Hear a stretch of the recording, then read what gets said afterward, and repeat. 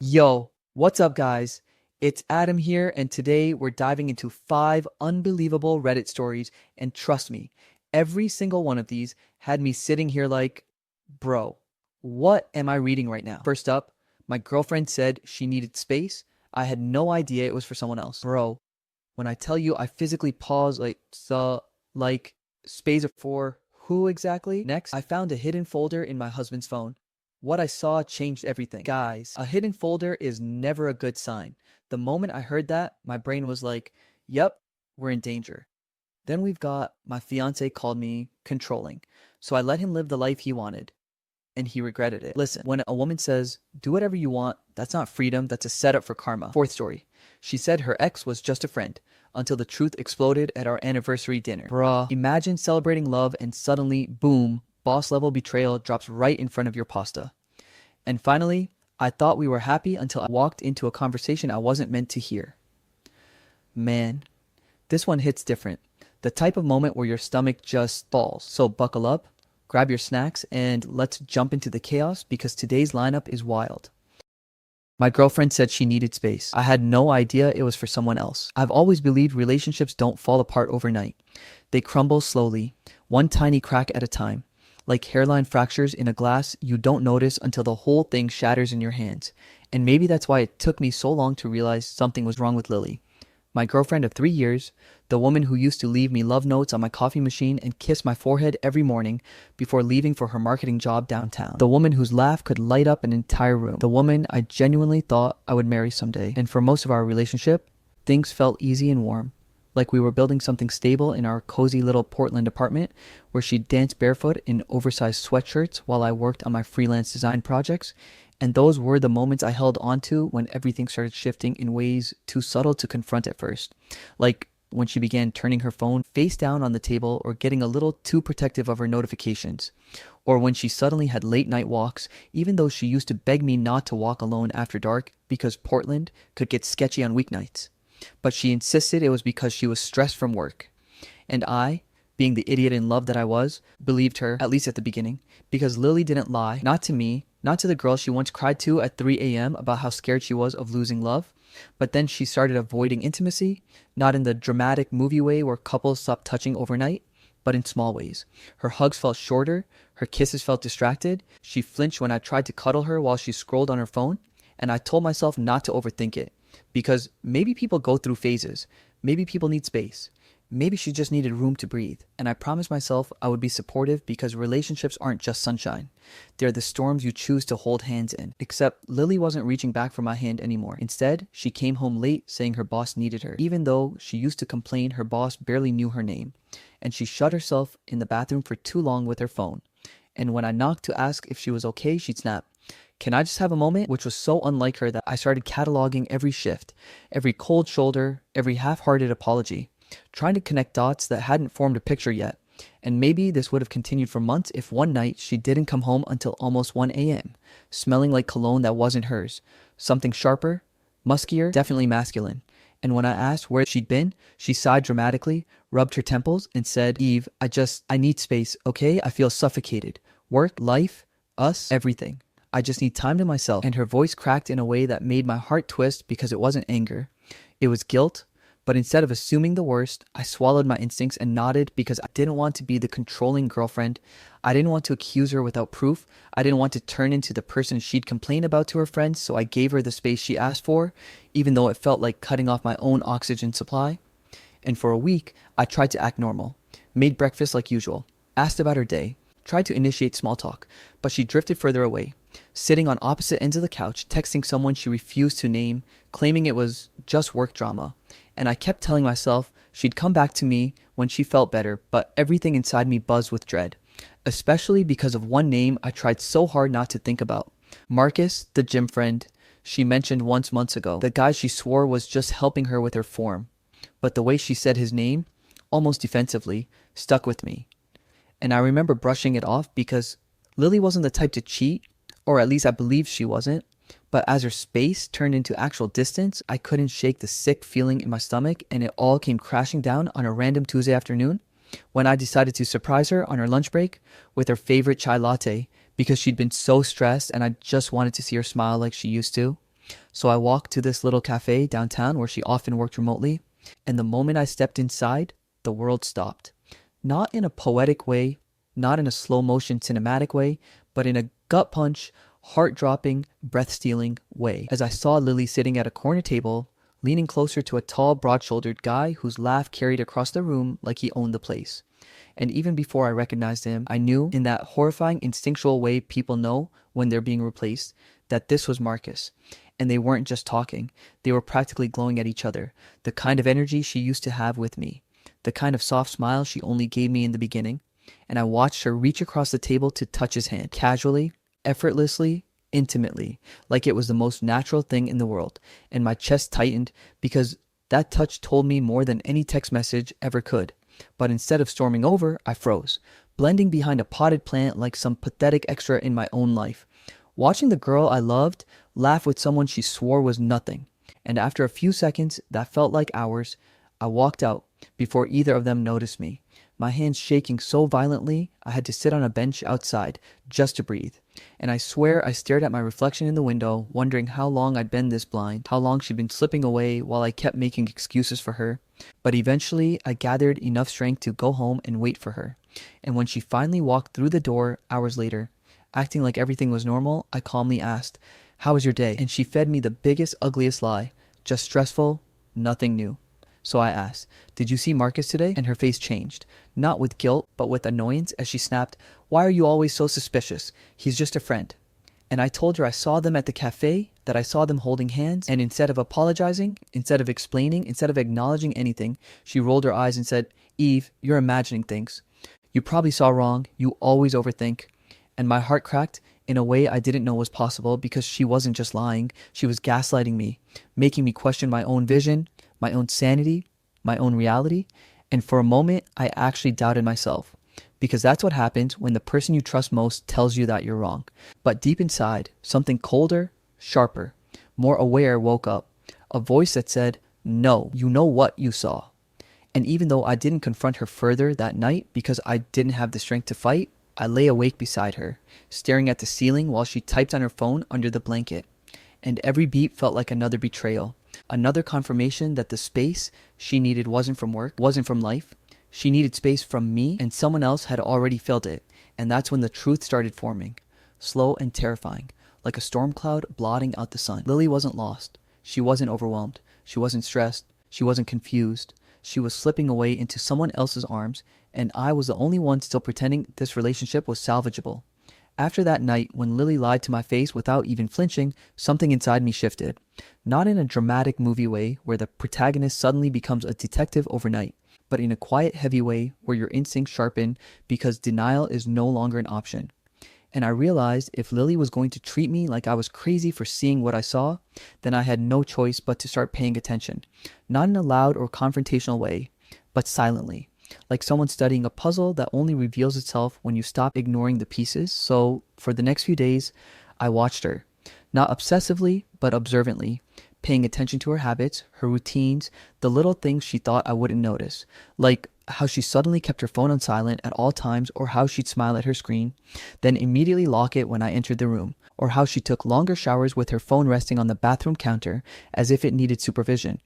And every time I tried engaging her in normal conversation, she responded with clipped answers, irritated sighs, or that dismissive, "I'm busy" tone she used when she wanted me to stop asking questions. And I kept telling myself not to push, not to accuse, not to break, but there's a special kind of hurt that comes from watching someone fall out of love with you while pretending nothing is wrong. And that hurt slowly morphs into clarity. And with that clarity came suspicion, then curiosity, then the sudden urge to check things I never checked before, things I shouldn't have had to check in the first place, like our shared laptop, which she barely used until suddenly she started guarding it like it held national secrets. So one afternoon, when she went on one of her mysterious walks, I opened the laptop, fully expecting to find nothing because guilt still made me feel like I was violating her privacy. But the moment I clicked on the browser, my heart stopped because hidden under a folder called Work Receipts was another folder named Personal. And inside it were screenshots, half-deleted photos, and a browser history cleared so frequently it looked suspicious simply because it was too clean. But the biggest crack in the facade was when I found an email account I had never seen before. Her name with a number added to it. something she likely created to hide conversations, because when I tried logging in, the browser autofilled the first few characters of the username like it had been used before, and my hands shook as I followed the trail, clicking through recently accessed pages until I found something that made my stomach twist. A deleted confirmation email from a travel website, only half visible in the restore history window, but enough to show two names, Lily Hart and Marcus Reed, and before I could open it fully, the page refreshed itself and disappeared. Almost like the universe didn't want me to see the truth yet, but I had seen enough to know that something was going on between them that went far beyond casual coffee meetings. And in that moment, for the first time, I felt the first real crack in my heart. Not because she cheated, but because she thought I was stupid enough not to figure it out. And that betrayal burned deeper than anything else. Still, I didn't confront her. Not yet. Because if I was going to face the storm, I wanted the full truth. Not scattered bits that she could deny or twist. So I started checking small things, subtle things, like her location history on our shared car app, which showed late night trips to areas she never mentioned, or her gym check-ins, which had doubled in frequency even though she barely worked out before. And every piece of information felt like another drop of acid in my chest, especially when I noticed Marcus had started liking her old Instagram pictures. Pictures from months ago, ones of her at the beach, her laughing in our kitchen, her posing in front of a mirror wearing one of my hoodies, and the fact that he was scrolling that far back told me he wasn't just casually browsing. He was obsessed, or at least invested, enough to look at the life she had with me while planning whatever future fantasy he thought he had with her. And that realization made my anxiety unbearable, like carrying a boulder on my chest everywhere I went. But the worst part was still coming. And it arrived on a quiet Saturday morning when Lily said she was going to the gym, but her gym bag didn't have her shoes in it, and I knew she wasn't going to work out. So the moment the door closed, I went back to the laptop because I needed to know everything, and this time I dug deeper into the browser's autofill menu. And after a few minutes, I found it, the restored version of the travel confirmation email, half hidden but still readable, and I swear time froze as I scanned the details. A weekend cabin reservation in Hood River, booked 2 weeks earlier under both their names, with add-ons that made my skin crawl. Rose petals, champagne package, couples massage voucher, and a note that read, "For a fresh start." And I didn't know if that note was from her or from him. But either way, it felt like someone plunged a knife into me and twisted it slowly, and for the first time since everything started, I cried. Not soft tears, not silent tears, but the kind of gut-wrenching sobs that come from realizing the person you loved wasn't just drifting away, but actively building a new life with someone else. And I sat on the bedroom floor, clutching the laptop as if it could answer the thousands of questions screaming inside my head. How long had this been happening? How many lies had she told me? Was I really not enough? But after crying until I had nothing left, a strange calm washed over me. Not forgiveness, not acceptance, but clarity. The kind that feels like standing in the eye of a hurricane where everything is quiet even though destruction swirls in every direction. And in that silence, I made a decision. I wasn't going to beg her to stay. I wasn't going to fight for someone who already checked out. And I wasn't going to confront her with evidence she'd only twist, deny, or weaponize. Instead, I decided I would let her dig her own grave. Because people who think they're getting away with cheating only get bolder. And people who think they have two people wrapped around their finger eventually slip up. And Lily was already slipping, already falling, already unraveling her own lies without even realizing it. And I knew the best thing I could do wasn't scream or chase her. It was to stay quiet, watch, observe, and wait for the moment everything she was hiding imploded on its own. And as that thought settled in, I wiped my face, closed the laptop, and whispered to myself the one sentence that would change everything moving forward. I won't destroy her. She'll destroy herself. After I found the cabin reservation and made the decision to step back instead of explode, something in me hardened, not in a bitter or vengeful way, but in a strangely freeing way. Because once you realize the person you loved has already replaced you, the illusion breaks. And instead of clinging to them, you finally start clinging to yourself. And that's exactly what I did. I woke up the next morning and acted normal, calmer than I'd felt in weeks. And when Lily casually repeated that she needed space, I simply nodded and said, "Take all the space you need." And she looked almost startled because she expected pushback, expected me to beg or question or cling. And the fact that I didn't seem to throw her off balance immediately, which only confirmed what I already knew. That she liked the power imbalance, liked being chased, liked playing the victim of stress while sneaking around with Marcus, and I couldn't help feeling a dark, quiet satisfaction knowing she had no idea that I knew everything. So I started living differently, not to get her back, but to get myself back. I signed up for a gym membership and actually went, lifting weights for the first time in years, letting myself sweat out the heartbreak instead of drowning in it, and soon enough I started feeling a version of myself I had forgotten, the confident, independent, focused version who didn't revolve her life around someone else's emotional availability. And in the process, I bought clothes that actually fit me well, instead of the oversized, cozy stuff Lily always said she preferred on me. And for the first time, I dressed for myself, did my hair for myself, and walked around like someone who deserved better than someone's half-hearted affection. And as I rebuilt myself, I made one deliberate decision. I wasn't going to hide it.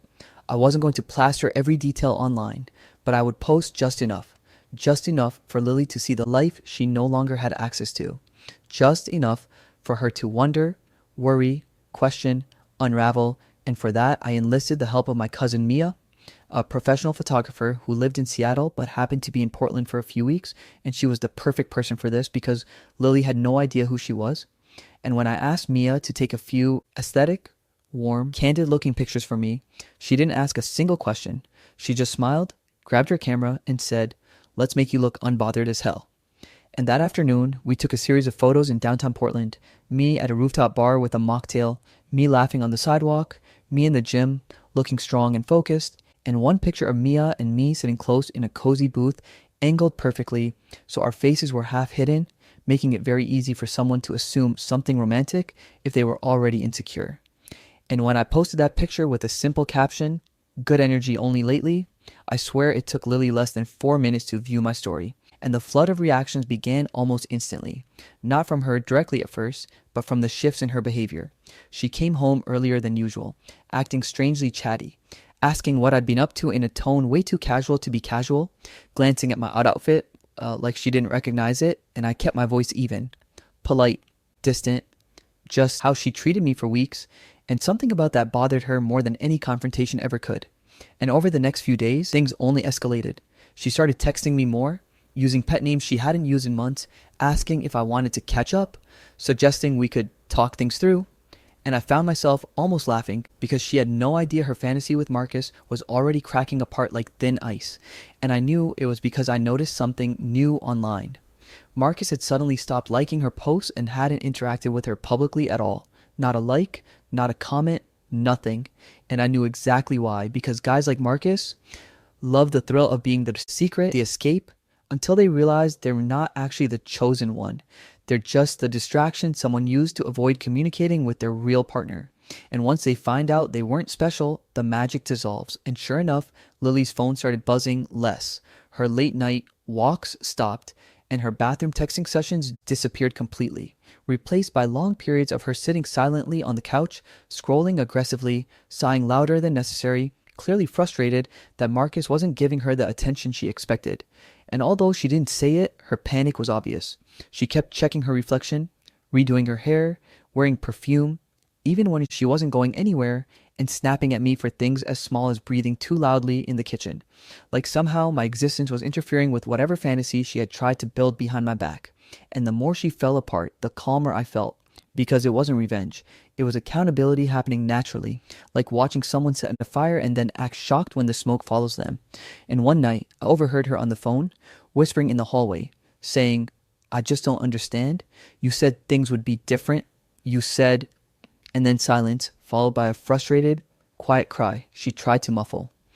And I knew without hearing the rest that Marcus had pulled away or maybe even ghosted her completely. And that knowledge didn't make me happy. It just made everything make sense, like watching the last piece of a puzzle click into place. And over the next few days, Lily's behavior shifted dramatically. She became clingier, more present, always hovering in the doorway when I got ready, asking where I was going, to whom, why I was dressed up. And when Mia and I took another photo, this one taken at the gym mirror where I pretended not to notice Mia's hand brushing my shoulder, Lily viewed it instantly, then immediately texted me, "Who is she?" followed by another message, "Are you seeing someone?" And I didn't respond because she didn't deserve reassurance from me. Not after everything she'd done. And ignoring her text nearly broke her, because that night she came into my room, something we hadn't done in weeks, and quietly asked, "Eve, can we talk?" But her voice wasn't angry this time. It was shaky, fragile, scared, and I simply said, "Maybe tomorrow. I'm tired," and walked past her, leaving her standing there stunned. And the shift of power was so palpable, I could almost hear it echo. and things only spiraled for her from there. She started watching all my stories within seconds of posting them, liking old pictures of me the same way Marcus once did to her, even showing up at my apartment door earlier than expected when she stayed at a friend's place to clear her mind, knocking softly like she wasn't sure I'd open the door. And when I did, her eyes scanned behind me immediately, like she expected to see someone else inside, someone taking her place. And although she tried to hide it, jealousy was all over her face. Jealousy, fear, regret. The entire cocktail of emotions people feel when they realize the person they walked away from isn't waiting where they left them. And through it all, I stayed quiet, calm, collected, never raising my voice, never chasing, never asking questions, never giving her the emotional chaos she had once fed off of, and watching her unravel so slowly, so naturally, so predictably made one thing clearer than ever. I didn't need to expose her, or fight her, or prove anything to her. Lily was undoing herself perfectly fine without my help. I didn't expect the universe to step in and handle half the revenge for me. But that's exactly what it did when Marcus suddenly ghosted Lily like she never existed. And the funniest part was that she didn't even see it coming. One day, she was still pretending he was her escape, her connection, her breath of fresh air. And the very next day, her calls, texts, and little flirty check-in were bouncing off a wall of silence as if she had been blocked from his entire life. And I watched it unfold the same way someone watches a slow-motion car crash. They can't stop it and they can't look away. At first, she tried to pretend it was some misunderstanding, telling me in passing during one of her random check-ins that Marcus was busy with the project, or probably napping, which was hilarious because I'd seen him scrolling Instagram and liking memes 30 minutes earlier on his public story. And then slowly her denial peeled away like old wallpaper, showing the panic underneath. The frantic texting, the voice notes she recorded, then deleted before sending. The deep breaths she took before calling him again, even though he clearly wasn't going to answer. And by the third day, she looked like someone who had aged 5 years in one weekend. I didn't comment, obviously. I just kept my distance, kept my calm, kept playing the role of someone politely giving the space she asked for.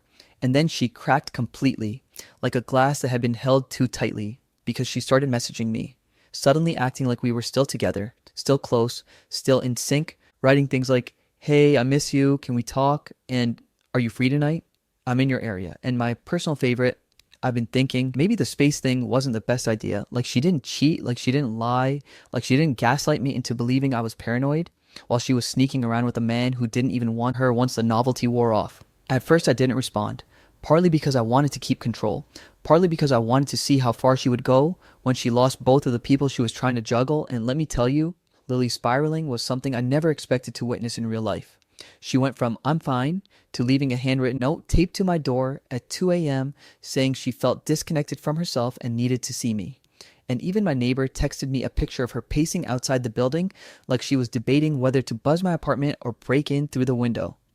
I finally replied one afternoon, not because I wanted to reconcile, but because the entire situation needed a controlled landing instead of the emotional tornado she was creating. I told her we could talk, but only in a public space, which she agreed to so fast it was almost suspicious. And when she showed up at the cafe, she looked like everything in her life had collapsed. Hair messy, dark circles under her eyes, fingers shaking as she stirred her coffee without drinking it. She didn't waste time with pleasantries. She jumped straight into a soft, quivering confession about how she made mistakes, how she was confused, how Marcus changed, and how she never meant to hurt me, as if intent magically erased the impact of her actions. I listened quietly, partly because I had already processed everything, and partly because I wanted her to really hear her own words out loud instead of hiding behind excuses. And the moment she realized I wasn't reacting emotionally, no tears, no pleading, no bargaining, she broke even more, confessing the full story only when she felt the last shred of her control slipping through her fingers. And that's when I finally said the words she never expected. "I know, Lily. I knew. I've known for a while." The look on her face, shock, confusion, fear, was almost cinematic, like something out of a dramatic TV show where the protagonist suddenly flips the entire plot. And she asked me what I meant, her voice barely above a whisper. So I told her. I saw her and Marcus at the cafe weeks ago. I saw the messages, I saw the trip reservation, and I saw every red flag she tried to hide behind her fake stress and need for space. I laid it all out calmly, like a report, like a case file, like undeniable evidence presented in a courtroom. And then I revealed the part that shattered her completely, that the new girl, she thought I had moved on with, the one in the pictures, the one on my stories, the one she had been silently stalking, was my cousin Mia, who had been helping me build not revenge but an escape plan, a clean break from the cycle of manipulation and emotional abuse she had trapped me in. Lily froze. She blinked like she couldn't process the truth, like she was rewinding every moment, trying to figure out when she lost control, and then she started crying. Big, messy, panicked sobs that shook her entire body. And she begged me for another chance, saying she realized now that she chose wrong, that she lost herself, that she didn't appreciate what she had. And I swear for a moment I felt a tiny flicker of the love I used to feel. But it was drowned instantly by the memory of every night I cried alone while she was busy living a double life. So I told her no, not cruelly, not angrily, not dramatically, but peacefully, firmly, with the kind of closure you give yourself, not the kind you expect from someone else. I said I hoped she healed, truly, but I couldn't be the person she came back to out of loneliness. I wasn't a safety net, I wasn't a backup plan, and I wasn't going to return to someone who only realized my value when someone else discarded them. She cried harder, apologized again, tried reaching for my hand, but I gently pulled away and stood up, told her to take care of herself, and walked out of the cafe without looking back. Not because I wanted to be dramatic, but because I knew if I looked at her again, I might hesitate, and hesitation was a luxury I couldn't afford after everything I'd survived. Now, months later, I'm in a completely different chapter of my life. New routines, new confidence, new people around me who actually respect my energy. And sometimes I'll catch glimpses of Lily watching my stories or liking an old post or staring when she sees me in town. And though there's a sadness in her eyes, there's also a quiet understanding. She knows she lost the one person who loved her the most. The one person who would have stayed loyal through anything. The one person who didn't deserve the betrayal she handed so carelessly. But me, I'm good. I'm better than I've ever been. And she's just a distant memory in a story that taught me the most important lesson of my life. Sometimes, losing someone is the best thing that ever happens to you, especially when the person you lose is the one who was never meant to stay. The end. Found a hidden folder in my husband's phone. What I saw changed everything. I swear the morning this whole nightmare started felt like any other. The kind of normal that tricks you into thinking life is stable before it blows up in your face. And I remember standing in our kitchen in Seattle sipping lukewarm coffee when Claire came rushing down the stairs like she was being chased by a ghost, hair half tied, blouse buttoned wrong, muttering something about being late for an emergency meeting, and I didn't think much of it because she'd been doing that a lot lately.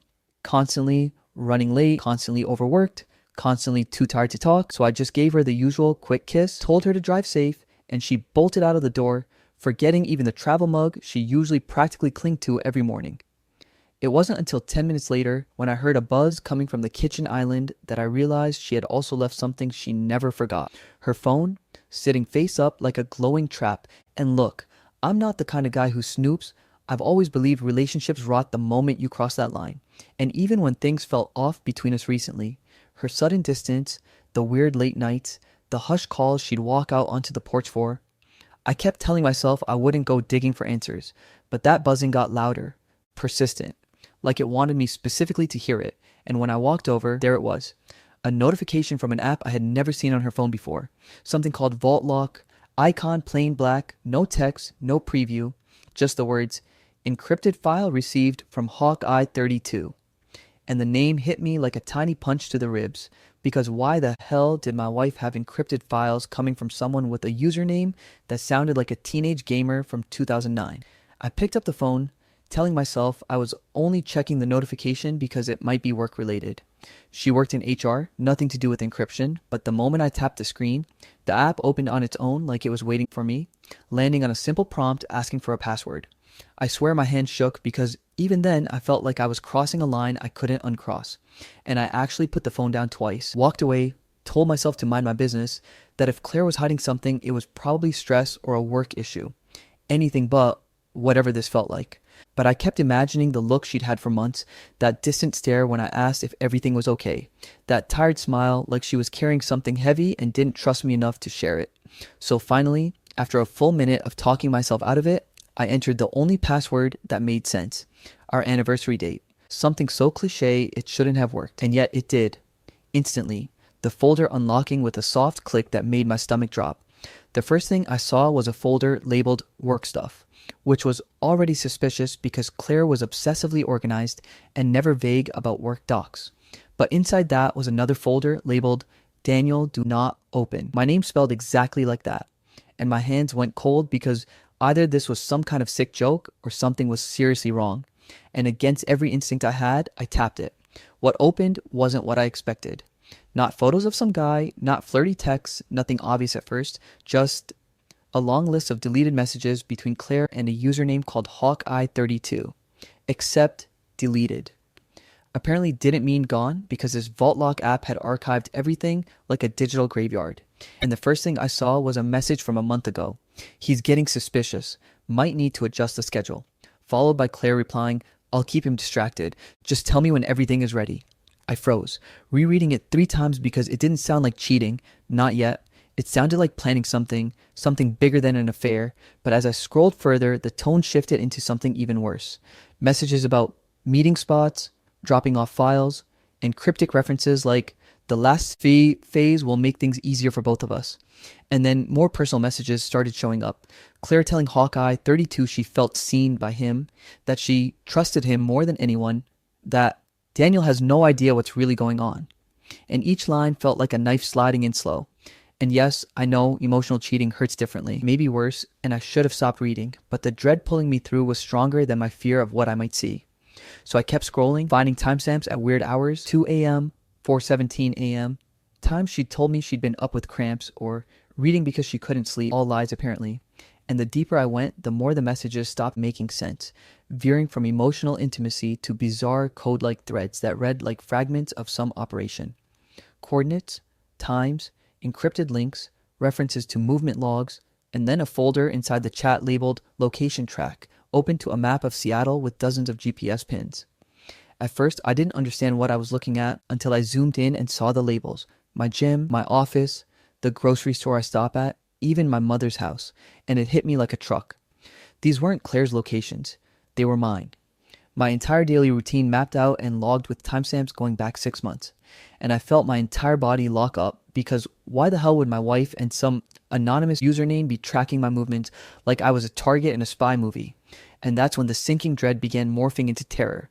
I backed out of the folder and opened another labeled Archives. And there were voice memos, ones Claire must have recorded without me knowing, short clips of me talking on the phone, me laughing with coworkers, me snoring in my sleep, even one of me complaining about work, and suddenly I didn't feel like a husband anymore. I felt like a subject, observed, cataloged, studied. I scrolled faster, hands trembling, until I saw one message that made me sit down because my knees went weak. Phase 3 starts soon. After that, he won't be a problem anymore. And Claire's reply? Just make sure everything looks natural. He can't suspect anything. That was the moment my brain switched from betrayal to fear. Because this wasn't cheating, not just cheating. This was something darker, bigger, dangerous, and I dropped the phone like it burned me. Sitting there in my silent kitchen with the realization pounding in my skull. Whatever Claire was involved in, whatever this Hawkeye 32 person was to her, they weren't just hiding feelings or flirting behind my back. They were planning something involving me, tracking me, studying me, preparing for something that went way beyond infidelity, something that made every hair on my body stand up because I suddenly knew with absolute clarity. This wasn't just cheating, it was something much, much worse. By the time Claire got home that night, pretending nothing was wrong, my hands were still faintly shaking from everything I'd seen in that cursed hidden folder. But I acted normal, smiling, cooking dinner, joking about the neighbor's ugly Christmas decorations, even though every word she spoke felt like a lie dripping onto my skin. I barely slept, my brain looping those messages, those location logs, those creepy voice memos of me recorded without my knowledge. So the next morning, when I drove straight to work on autopilot, I made a detour halfway and pulled into the parking lot behind a coffee shop instead, because there was only one person in the world I trusted enough to tell something this insane. Tessa Monroe, my best friend since sophomore year of college, someone who knew me well enough to hear panic in my voice even when I tried to hide it. When she slid into the passenger seat holding 2 coffees and saw my face, her playful smirk immediately vanished and turned into concern. And I didn't waste time sugarcoating. I told her everything, every detail, every horrifying message, every sickening GPS ping marking my life like I was a lab rat, and she listened with this mix of disbelief and growing anger until she said, "Dan, this isn't cheating. This looks like surveillance." And hearing it out loud made the dread settle deeper into my chest. I pulled out my backup phone because I wasn't stupid enough to use Claire's again, and opened the screenshots I'd taken of the folder showing her the cryptic messages between Claire and Hawkeye 32. The references to phases, schedules, drops, and what looked like coded strings of characters that made no sense to me but made Tessa frown even harder. She worked in IT before switching to design, so she recognized her structure immediately and said, "These aren't random messages. Some of these look like command strings or transfer verifications." And I swear my blood went cold because Claire shouldn't be anywhere near tech like that. Not with her HR job. The deeper we scrolled, the worse it got. Folders labeled archives, logs, meetings, and one titled receipts, which I tapped open only to feel my stomach lurch at the sight of hotel invoices under Claire's name, places she'd never mentioned going, stays booked under client work travel, except the addresses didn't belong to offices or conference centers, but quiet hotels near the outskirts of Seattle, and I felt sick imagining what had happened there or who she had met. Tessa kept digging, opening attached encrypted files, some of which displayed corrupted previews, blurred images that looked suspiciously like parking lots, street corners, and blurry silhouettes of me walking into stores, unlocking my car, leaving work, like someone had been following me with a camera, and there were short, grainy clips too, each only a second or two long, but enough to show a dark figure slipping something into an envelope or exchanging a small device with someone inside a parking garage, all shot from weird angles that suggested secrecy, not coincidence. One video froze both of us. The timestamp matched the night Claire said she was at a work dinner, yet the clip clearly showed her meeting a tall hooded figure in a dim, underground garage, handing him a black flash drive before quickly walking away like she was scared to be seen, and I kept staring at the figure, trying to make out a face, a build, anything identifiable. But the shadows swallowed every detail. Tessa zoomed in frame by frame until she paused and said, "Look, there, the jacket patch." And I leaned in to see a barely visible embroidered emblem.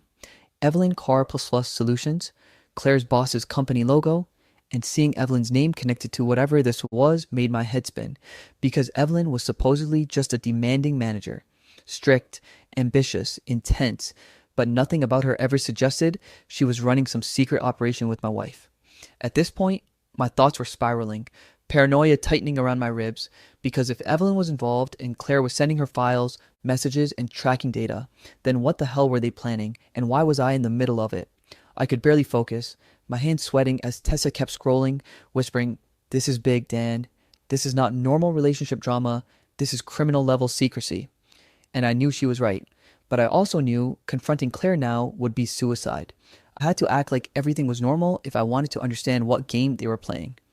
Around noon, while sitting with Tessa in the car still combing through screenshots, my stomach nearly dropped out of my body when Claire's phone, sitting untouched on the dashboard, lit up with a fresh notification from VaultLock. New message from Hawkeye 32. She's getting too close. At first I didn't breathe because the she hit me wrong until the realization hit me like a truck. The message was timestamped at 9:42 a.m., the exact time I had been scrolling through the folder with Tessa earlier, which meant Hawkeye 32 somehow knew someone had accessed the files.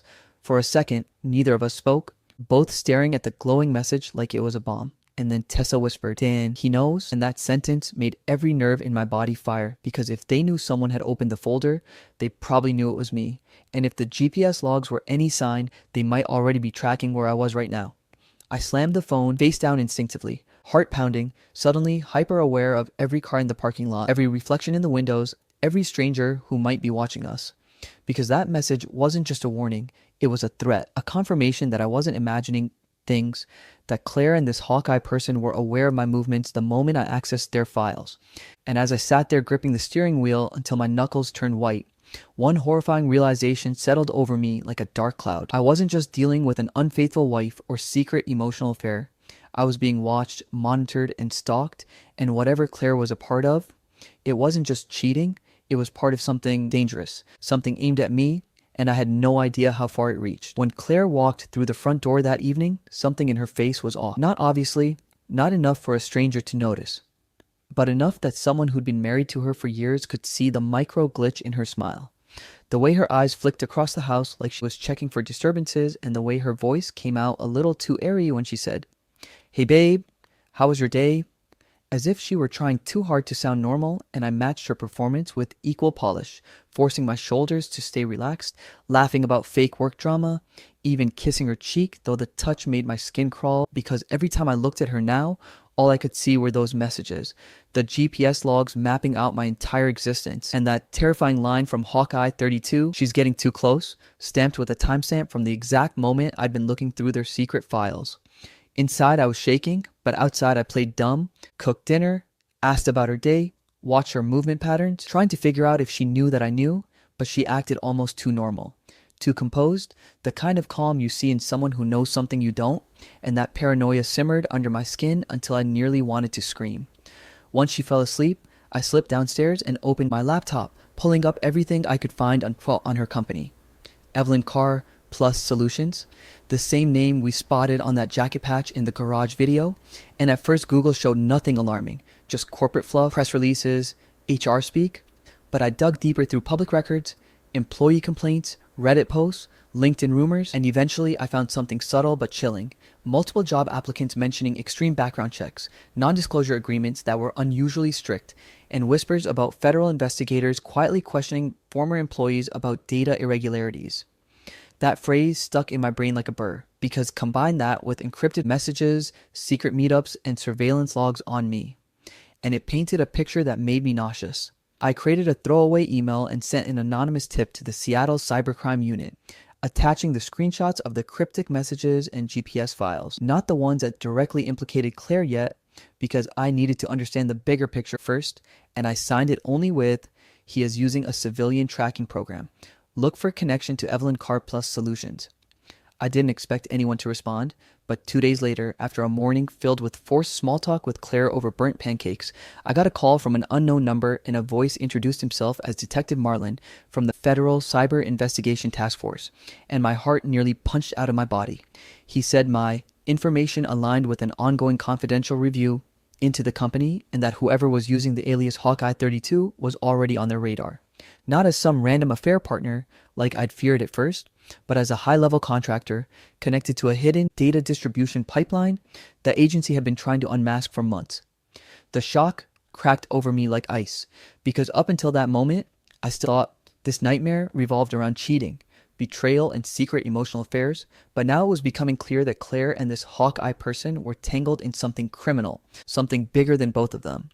Detective Marlin couldn't tell me everything, but he told me enough. Hawkeye 32 wasn't just some anonymous username. It belonged to a man named Colton Reeves, a cybersecurity analyst with a history of gray market activities, someone who had once faced charges for unauthorized data brokering that mysteriously disappeared after a private settlement. The name meant nothing to me, but the title data broker made every hair on my neck stand, because suddenly all those coded messages, encrypted attachments, and GPS logs made sense. They weren't part of an affair. They were packages, and I wasn't the husband being betrayed. I was the product being sold. The pieces clicked in one disgusting moment when I revisited a hidden archive folder I hadn't opened before labeled Secure Profiles. And inside were documents, files that made me physically ill. My medical records, my social security number, my driver's license scans, even copies of my private emails. And my breath caught in my throat when I saw a document titled Package 47C Verified Identity Bundle, with my information neatly compiled like I was nothing more than a data set for sale. There were transaction logs too, showing transfers, payouts, and files uploaded to encrypted servers, and one of them had a description that made me want to vomit. Domestic partner profile, stable, predictable movement patterns, low volatility, high value. And seeing that in writing shattered something inside me because it confirmed the unthinkable. Claire hadn't just betrayed me emotionally or physically, she had sold me. Sold my private life, my identity, my vulnerability to strangers on the black market, like I was inventory on a shelf. All those months she'd been distant, all those late nights, all those meetings, they weren't because she'd fallen out of love, they were because she was gathering data to profit off me. I sat there in the dark trembling, realizing that every doctor's appointment, every financial form I'd filled out, every casual conversation about my schedule, she had packaged all of it and sold it to a criminal network, and the worst part was how easily she had done it. How effortlessly she had lied to my face. The emotional wreckage of knowing the person you trusted most in the world not only betrayed you, but monetized you hits different. It feels like your entire history has been stolen, rewritten, and resold. That night, I couldn't cry, couldn't scream, couldn't breathe properly, but one thought cut through the fog with razor clarity. I wasn't going to run, hide, or confront her privately. No, what Claire had done wasn't a mistake or a moment of weakness. It was calculated, malicious, and deeply criminal. And if she wanted to treat my life like a commodity, then I would treat her reputation like glass. I made a silent, burning promise to myself as I closed the laptop and listened to her soft breathing upstairs. I will expose her, publicly, permanently. She will never recover from what she's done. The morning of the company retreat felt like walking straight into the lion's den with nothing but gasoline on my clothes and a lit match in my pocket. Because I knew the second I stepped inside that fancy eco lodge Caleb's company rented out for their team building weekend, everything would crack open in front of everyone he'd spent years fooling. And to be honest with you all, I wasn't sure if I was more nervous or more sickened by him pretending to be the golden boy while literally selling people's lives in encrypted data bundles like party favors. So when I arrived with Detective Marlin and the two other agents trailing behind me, plain clothes, badges tucked, calm like this was just another Tuesday. It hit me how surreal it was that I, Danny, the person Caleb thought would always stay silent and small, was about to burn down everything he'd built. And the timing couldn't have been more poetic, because not only was he already on stage giving some inflated motivational speech about security, innovation, and trust, but the entire room was eating it up, clapping like he was a saint instead of the man who tried to auction off my medical files, my social security number, and my entire existence to strangers on encrypted forums. So when I walked in, I didn't slip quietly into the crowd like I planned. No. The doors slammed open because the agent behind me pushed them wider, and instantly every head turned my way, including Caleb's. And I swear on everything, the second his eyes landed on me, his whole face drained like someone pulled the plug on the color of his soul, but he still tried to smile, like he could somehow charm his way out of this with that fake warmth I once thought was real. Except Evelyn. Yes, that Evelyn, the boss he was supposedly mentoring, looked between him and me with confusion that turned into fear, the kind that only someone who knows they're guilty can feel.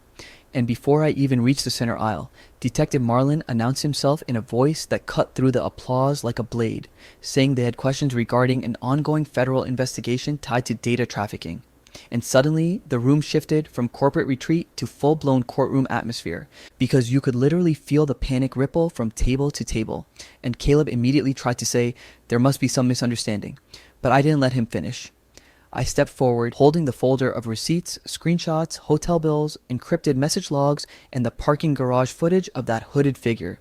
Because this wasn't just about exposing him for cheating or lying. This was about exposing the entire black market ring he was helping run from behind his model employee persona. And when I handed the folder to Marlin, Evelyn lunged forward like she could grab it from him, yelling something about protecting company assets. But the moment she caught a glimpse of one of the messages with her name right there, literally connected to payment approvals, her entire defense cracked, and she stumbled backward, shaking her head like she just realized the grenade she thought she could hide was about to explode in her own hands.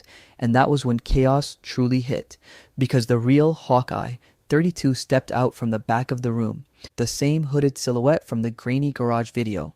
Except now, their hood was down. A guy, maybe mid-30s, cold eyes, stiff posture, like he'd been waiting for his moment to either bolt or strike. And the second his presence registered, the entire crowd gasped, because apparently some of them actually recognized him as a former contractor fired years ago for security violations, which now made a disgusting amount of sense. And suddenly, half the employees were whispering accusations, and the other half were scrambling for exits. And Caleb, realizing the whole operation was unraveling in front of every coworker he'd impressed for years, snapped.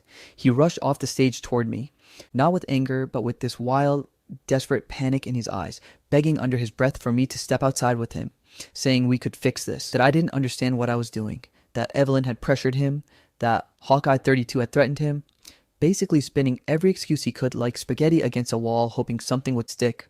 But before he could even reach me, Marlin stepped between us, ordering him to stay put, which caused Caleb to completely break. His voice cracked as he said my name, asking why I would ruin him like this, as if he hadn't already ruined himself and nearly ruined me along with him. And here's the part that still disgusts me most.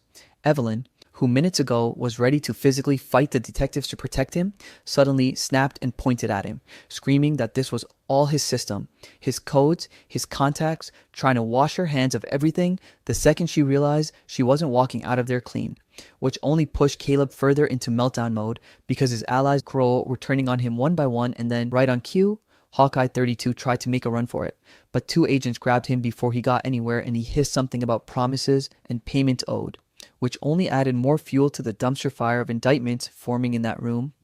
And while all of this chaos was unfolding, security shouting, agents closing in, employees screaming or filming, Evelyn sobbing into her hands, Caleb looked at me with this fractured expression and whispered, I was going to tell you. I had a plan. If things went wrong, we were supposed to make it look like you were involved. And that right there was my final breaking point. Because up until that moment, I still didn't know the full depth of how far he was willing to sink. But hearing him admit, right in front of agents and half his company, that he intended to frame me if the ring collapsed, made something inside me go ice cold. Like I finally saw the version of him he'd been hiding behind his easy smile and late night work emergencies. And I didn't yell, I didn't cry, I didn't even flinch. I just looked him dead in the eye and said, you don't get to hurt me anymore. And that's when the agents cuffed him, reading him his rights while he kept shaking his head and begging for another chance, saying he loved me, saying he didn't mean for it to go this far, saying anything he thought might keep him out of a cell, but none of it mattered. Now, because the truth was out, the evidence was overwhelming, Evelyn was being escorted out in handcuffs of her own, Hawkeye 32 was detained and furious, and every employee who once worshipped Caleb now stared at him like he was a monster they'd never actually seen until today. But as for me, I walked out of that retreat with the weight of years lifting off my chest, the detectives assuring me I'd done the right thing, and later, when the legal dust settled and the investigations wrapped up, not only was I fully cleared, but I walked away with half the assets Caleb once tried to hide, full victim compensation, and more importantly, my freedom, my safety, and the solid knowledge that no matter how deep someone buries their secrets, the truth has a way of clawing itself to the surface. And if you're brave enough to confront it, you might just escape with your life intact. The end. My fiancé called me controlling, so I let him live the life he wanted, and he regretted it. I always thought my life was stable in that quiet, comfortable, we're building something good kind of way, the kind that makes you think you finally landed in the right chapter of your life. And maybe that's why the accusation cut as deep as it did. Because before everything fell apart, before the nights I lay awake replaying conversations in my head, before I learned how fast love can collapse when one person decides they're bored, I genuinely believed Nathan and I were solid, like unshakably solid, the kind of couple who had weathered tiny storms and were ready for bigger horizons. But maybe that was just me painting over cracks I didn't want to admit were spreading. Because while I was dedicating 12-hour shifts at the hospital, juggling impossible patients and short staffing, and the kind of pressure that turns people either into diamonds or dust, I thought Nathan appreciated it. Thought he understood why I came home exhausted, but still tried to cook dinner or rub his shoulders or ask about his day even when I felt like my feet were going to fall off. And for a while, he did seem like that guy, sweet, goofy, affectionate, in that boyish way that made me feel like loving him was the simplest thing in the world. But then came Zoe, and with Zoe came the shift I didn't see coming, because Zoe was one of those women who walked into any room and instantly commanded attention. Not because she was necessarily the most beautiful or the most charismatic, but because she carried this chaotic, unpredictable energy that made her feel like the human equivalent of lighting a match in a room scented with gasoline. Exciting if you were standing far enough away, dangerous if you got too close. And Nathan got close, way too close, even though he insisted she was just a friend, even though everyone, literally everyone, could feel the tension she radiated around him. This flirty, playful, borderline invasive vibe that made me uncomfortable in a way I couldn't even articulate without sounding insecure. So I tried to play it cool at first. I really did, because I didn't want to be the nagging fiancé or the jealous girlfriend stereotype, so I swallowed the discomfort when she wrapped her arms around him for a hug that lasted a beat too long, swallowed it when she laughed a little too hard at his jokes, swallowed it when she started inviting him out with her friend group, and I could feel a part of my stomach tighten every time he said, "It's just for a little while, babe." But the night everything cracked was the night of that stupid party at her friend's apartment, the one where I had worked a 14-hour shift and wasn't even planning to go. But Nathan begged me because it's just a chill night. And I ended up standing there in scrubs with my hair in a messy bun, surrounded by drunk 20-somethings, shouting over music so loud it rattled my skull, and I kept trying to smile, trying to make the best of it until I went to the kitchen for water and came back to see Zoe, fully drunk, leaning into Nathan, grabbing his chin and trying to kiss him, and Nathan jerked back, looking shocked. And I should have been relieved at that, but the embarrassment, the disrespect, the way she didn't even look at me afterward as if I wasn't even part of the equation, it all lodged in my chest like a stone. And when we got home and I tried, calmly, to talk about boundaries and how it made me feel, Nathan rolled his eyes in that dismissive, infuriating way and said, "Ava, stop. It was nothing. You're blowing it out of proportion." And when I kept explaining, not accusing, not attacking, just explaining, he suddenly snapped, "You're controlling. I'm not a child. Stop suffocating me." And I swear, those words hit me harder than anything he had ever said. Because controlling me, the woman who practically ran herself into the ground trying to support him while working one of the most emotionally draining jobs imaginable.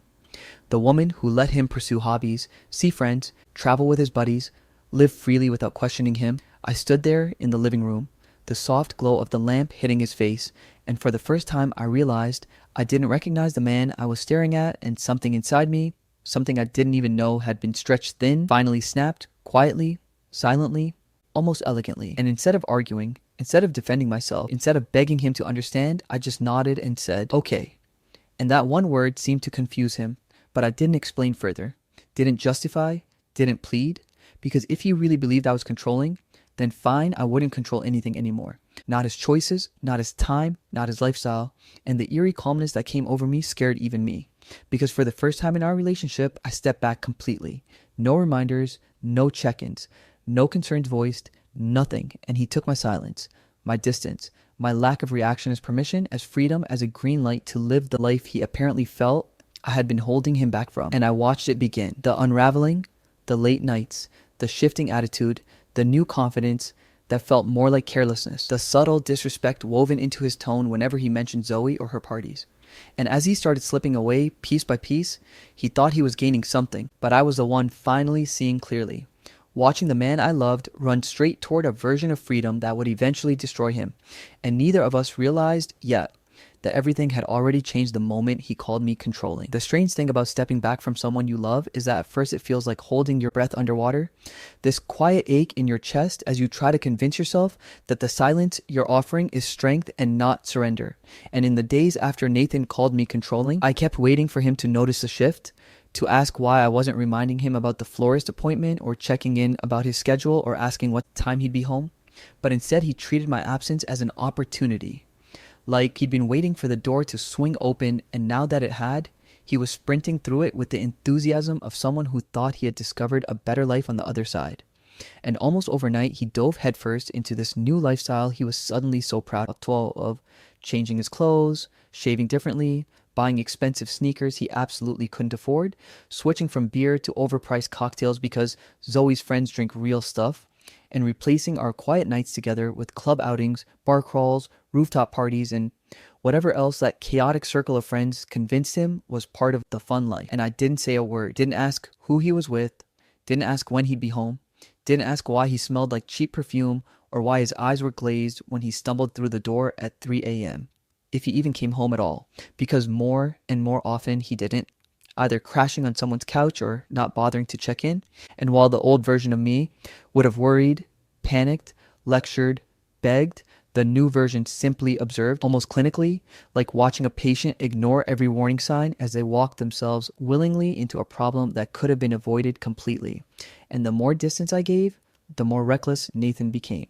Missing shifts at work because he'd stayed out too late, oversleeping, then texting me at noon with some half-hearted excuse about how traffic was bad or his alarm didn't go off. Yet somehow he still had energy to go out again the very next night.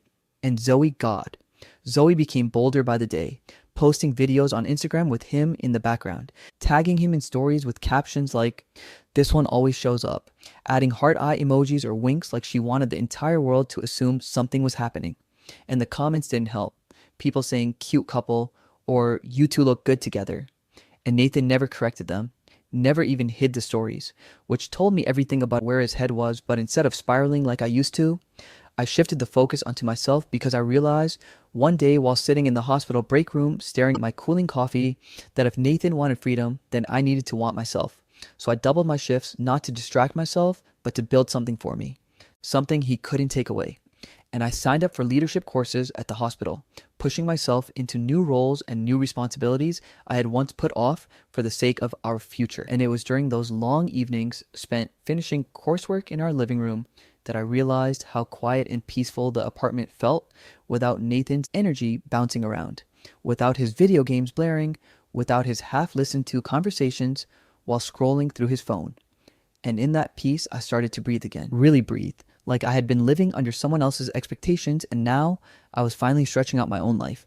And the more grounded I became, the more ungrounded Nathan seemed, because while I grew steadier, he grew sloppier, losing track of time, losing track of money, losing track of himself. And no matter how much Zoe hyped him up online, I could see the cracks forming the bags under his eyes, the way his shoulders slumped, the way he avoided talking about the wedding entirely, as if pretending it didn't exist meant the consequences didn't either. And one night, after he didn't come home for the second night in a row, I lay in bed, staring at the ceiling, not crying, not panicking, just realizing that I wasn't losing him at all, because I could only lose someone who belonged to me in the first place. And the truth I had swallowed for months finally uncoiled. Nathan wasn't slipping away. He was revealing himself, and the man he was becoming wasn't someone I had lost. He was someone I had never really had to begin with, someone I had built up in my mind, someone I had believed was ready for a life he clearly didn't value. And for the first time since the fight, I didn't feel hurt or angry or betrayed. I felt clarity, a heavy but liberating clarity that showed me the truth he was too lost to see. His freedom wasn't freedom at all. It was a slow unraveling, and the more he drifted, the more I found myself again.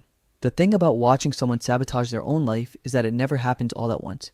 It's always slow, predictable, like a fuse burning toward an explosion everyone can see except the person holding the match.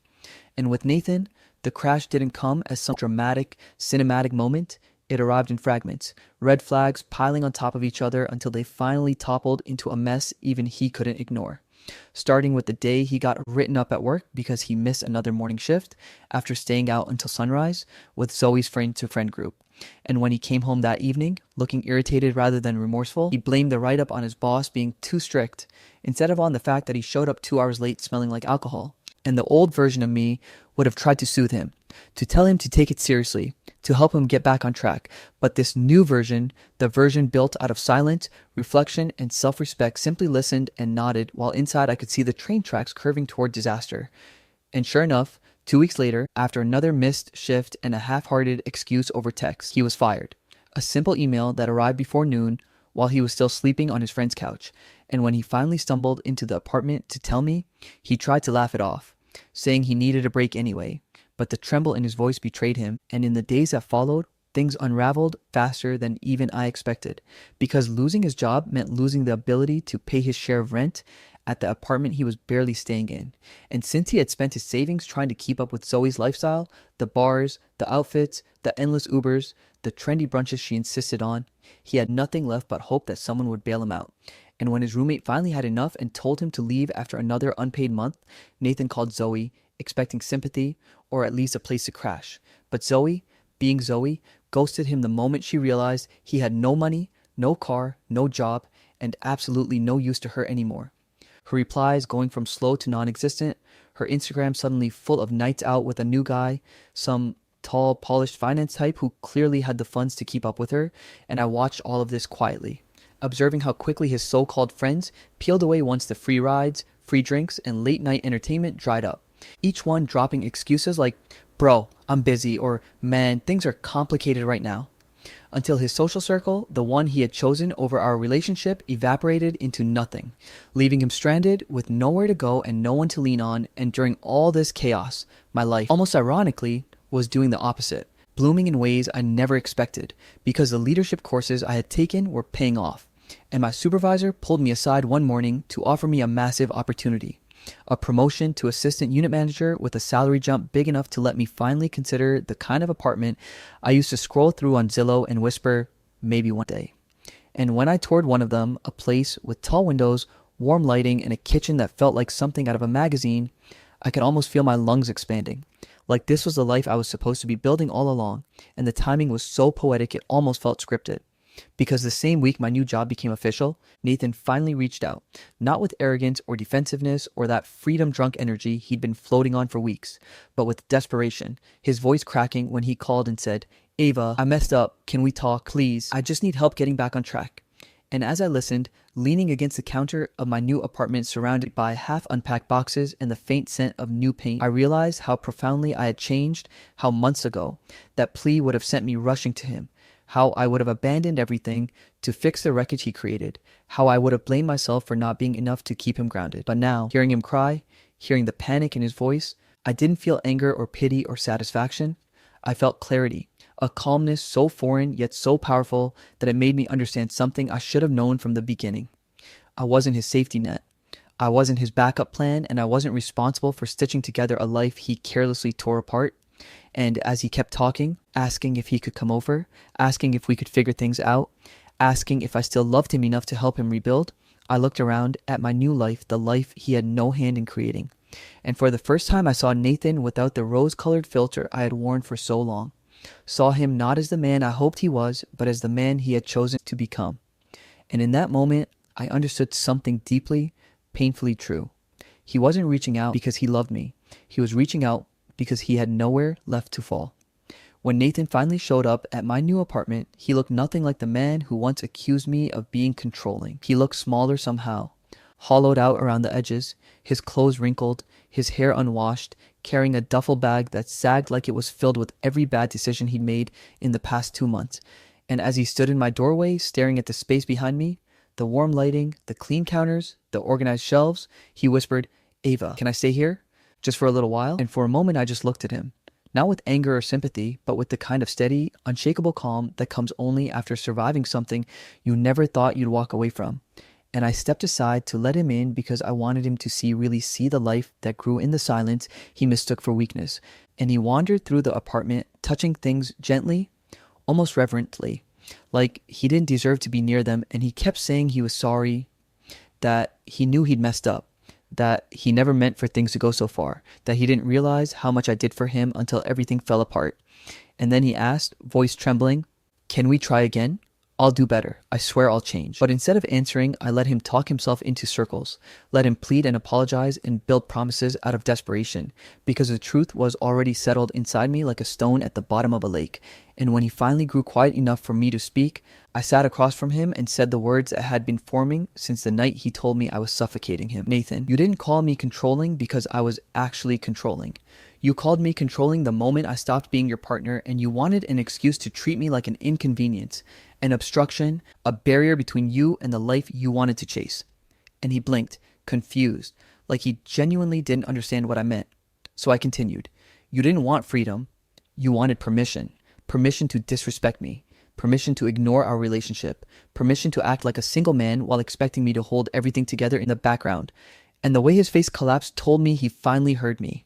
Maybe for the first time ever, and he tried to argue, tried to rewrite the past, saying I didn't understand the pressure he felt, the confusion, the excitement of having friends who made him feel alive, but every excuse sounded like a half-worn lie he'd told himself so many times that even he didn't fully buy it anymore. And when he realized I wasn't swaying, wasn't leaning toward forgiveness the way he expected, he broke down completely, burying his face in his hands, sobbing, not the pretty movie-style crying, but the raw, choking kind of grief that comes when someone realizes they've destroyed something irreplaceable. And he said he regretted everything, said he wished he could take it back, said he should have listened, should have appreciated me, should have known Zoe and her friends weren't real, but I didn't interrupt, I didn't comfort, I didn't put my hand on his back the way I used to, because somewhere along the way I had learned the difference between compassion and self-sacrifice.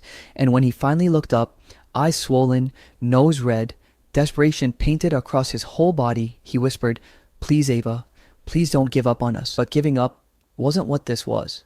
It was release, it was truth. It was choosing myself in a way I never had before, and I told him gently but firmly, "Nathan, I'm not punishing you.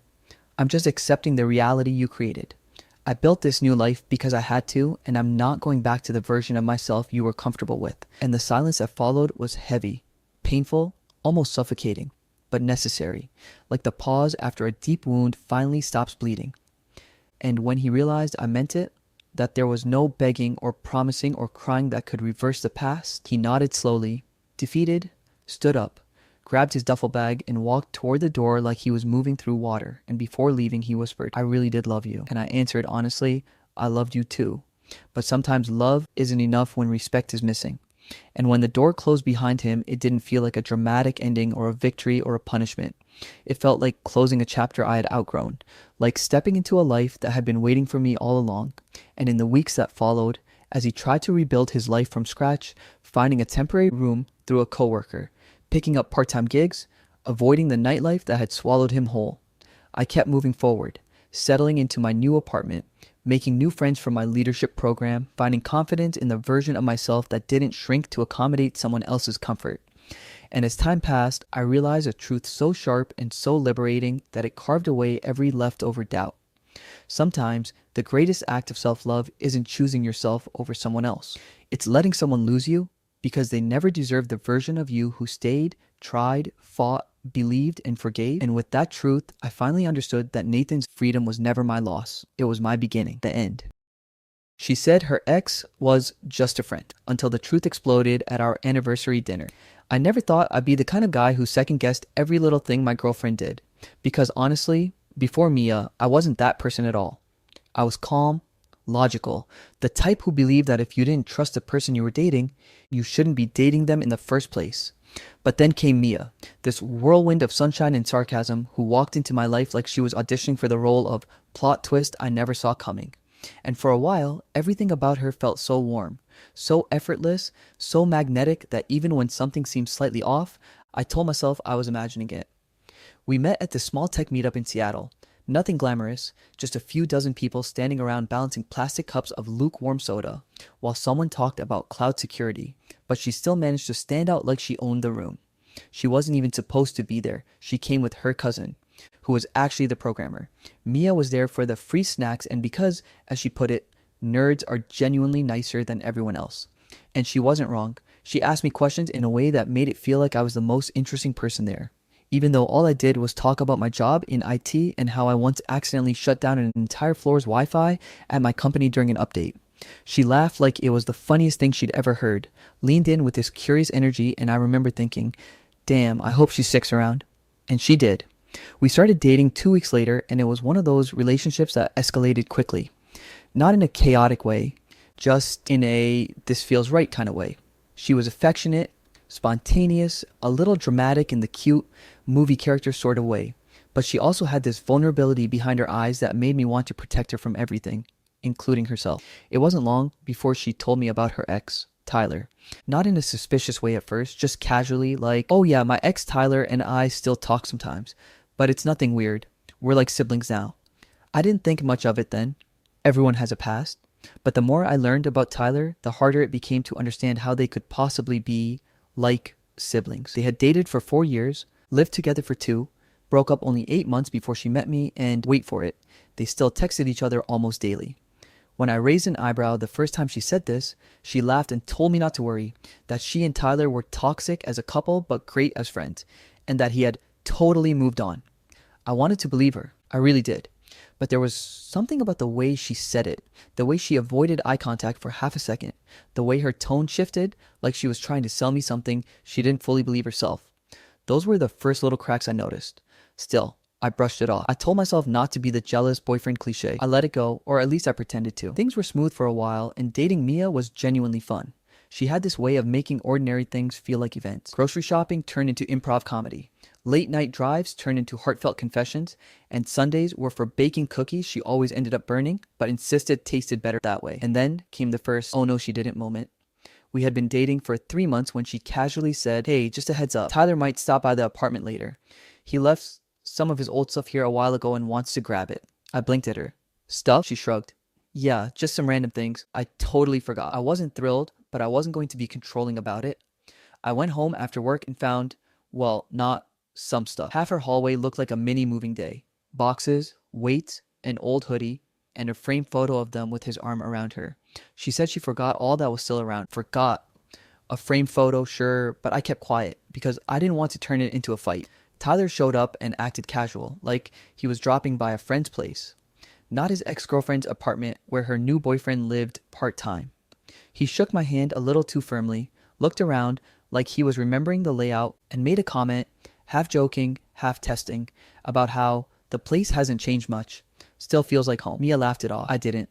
Later, when I told her that comment felt weird, she said, Ryan, he's just awkward. Don't read into everything. And again, I convinced myself I was overreacting, but the little things started piling up. There were moments when she would get a text from him, smile at the screen, and when I asked what it was, she would shrug and say, just Tyler being dumb, then change the topic. I wasn't entitled to her phone and I wasn't snooping, but if she was going to say they were like siblings, then why did it feel like she was hiding the tone of their conversations? Why did it feel emotional?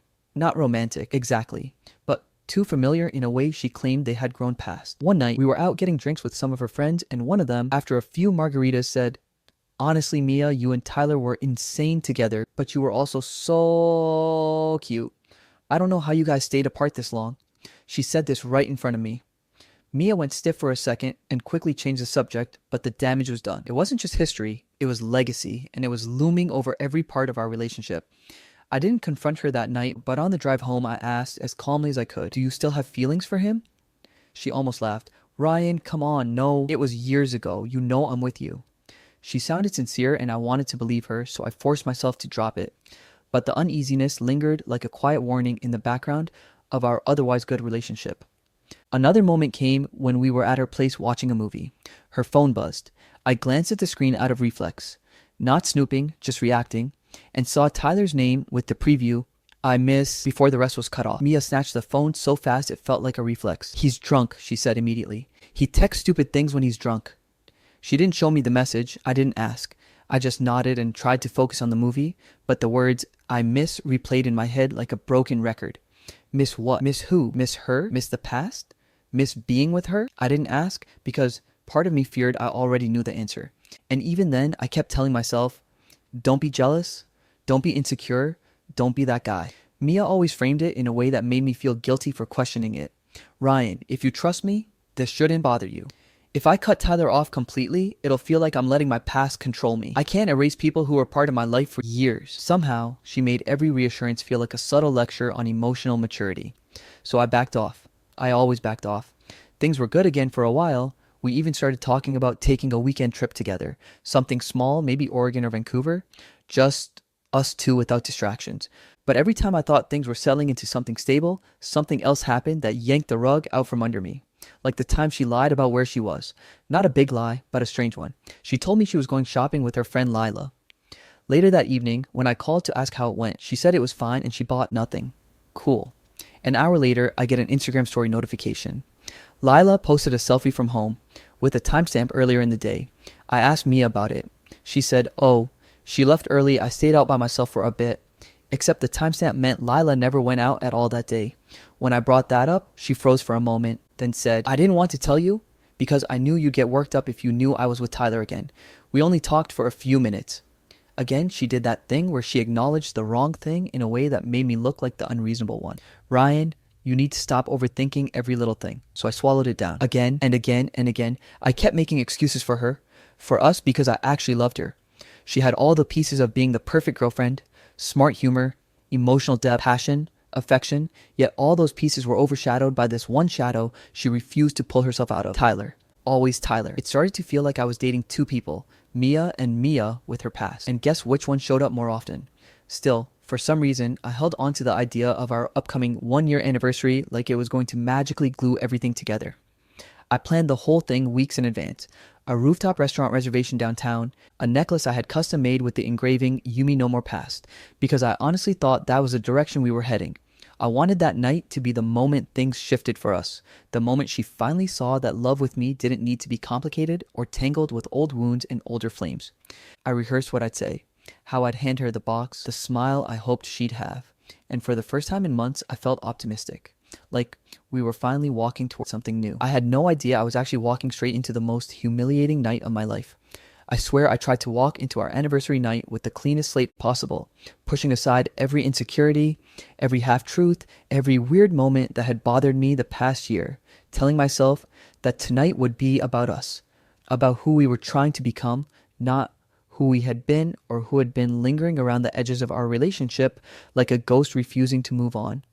And as I got ready in my apartment, straightening the collar on the only suit I actually owned while staring at the small velvet box on my dresser, I felt this bizarre mix of hope and dread, like I was preparing for something meaningful but also bracing myself for impact without knowing why.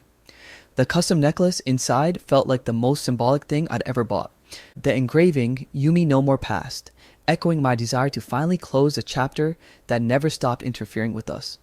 And I kept imagining her smile when she opened it. The soft laugh she did when she was actually touched by something, the way she would lean in and press her forehead to mine like she always did in our best moments. In my mind, that night was supposed to be a turning point. But in reality, it was a collision course I had no idea I was walking into. I arrived at the rooftop restaurant 20 minutes early because I wanted everything perfect. I checked our table twice, made sure the staff knew about the timing of the dessert, and rehearsed what I say when I handed her the box, something heartfelt but not cheesy. When she finally arrived, she looked stunning in this dark blue dress that caught the city lights in a way that made her glow. And for a moment, right when she hugged me and said, "Happy 1 year, babe," everything in me loosened. I let myself exhale, let myself believe that tonight might truly be something good. Dinner started beautifully. We talked about our favorite memories from the year, our road trip to Portland, the time she tried to bake cinnamon rolls and nearly set her oven on fire, the night we stayed up until 3 a.m. listening to old songs she loved from high school. She reached across the table, brushed my hand with her thumb, and told me she was grateful for me, for my patience, for my heart. The words were perfect, too perfect. The kind of thing you hear in movies when someone is trying to convince themselves as much as the person across from them, but I ignored that thought because I wanted to soak in the moment. The waiter brought our entrees. The city skyline shimmered behind her, and the atmosphere felt warm, safe, romantic, the kind of setting that could make anyone believe things were finally going right. And then, the universe decided to throw a grenade. It happened just as I reached into my pocket to grab the velvet box. I hadn't even placed it on the table yet. I just touched it, felt the edges of it beneath the fabric of my jacket, when the elevator behind us dinged and the sound made Mia stiffen, like actual physical tension rippling through her body. I didn't think anything of it until I saw her eyes widen, her smile falter, her breath catch like she'd just been punched in the stomach.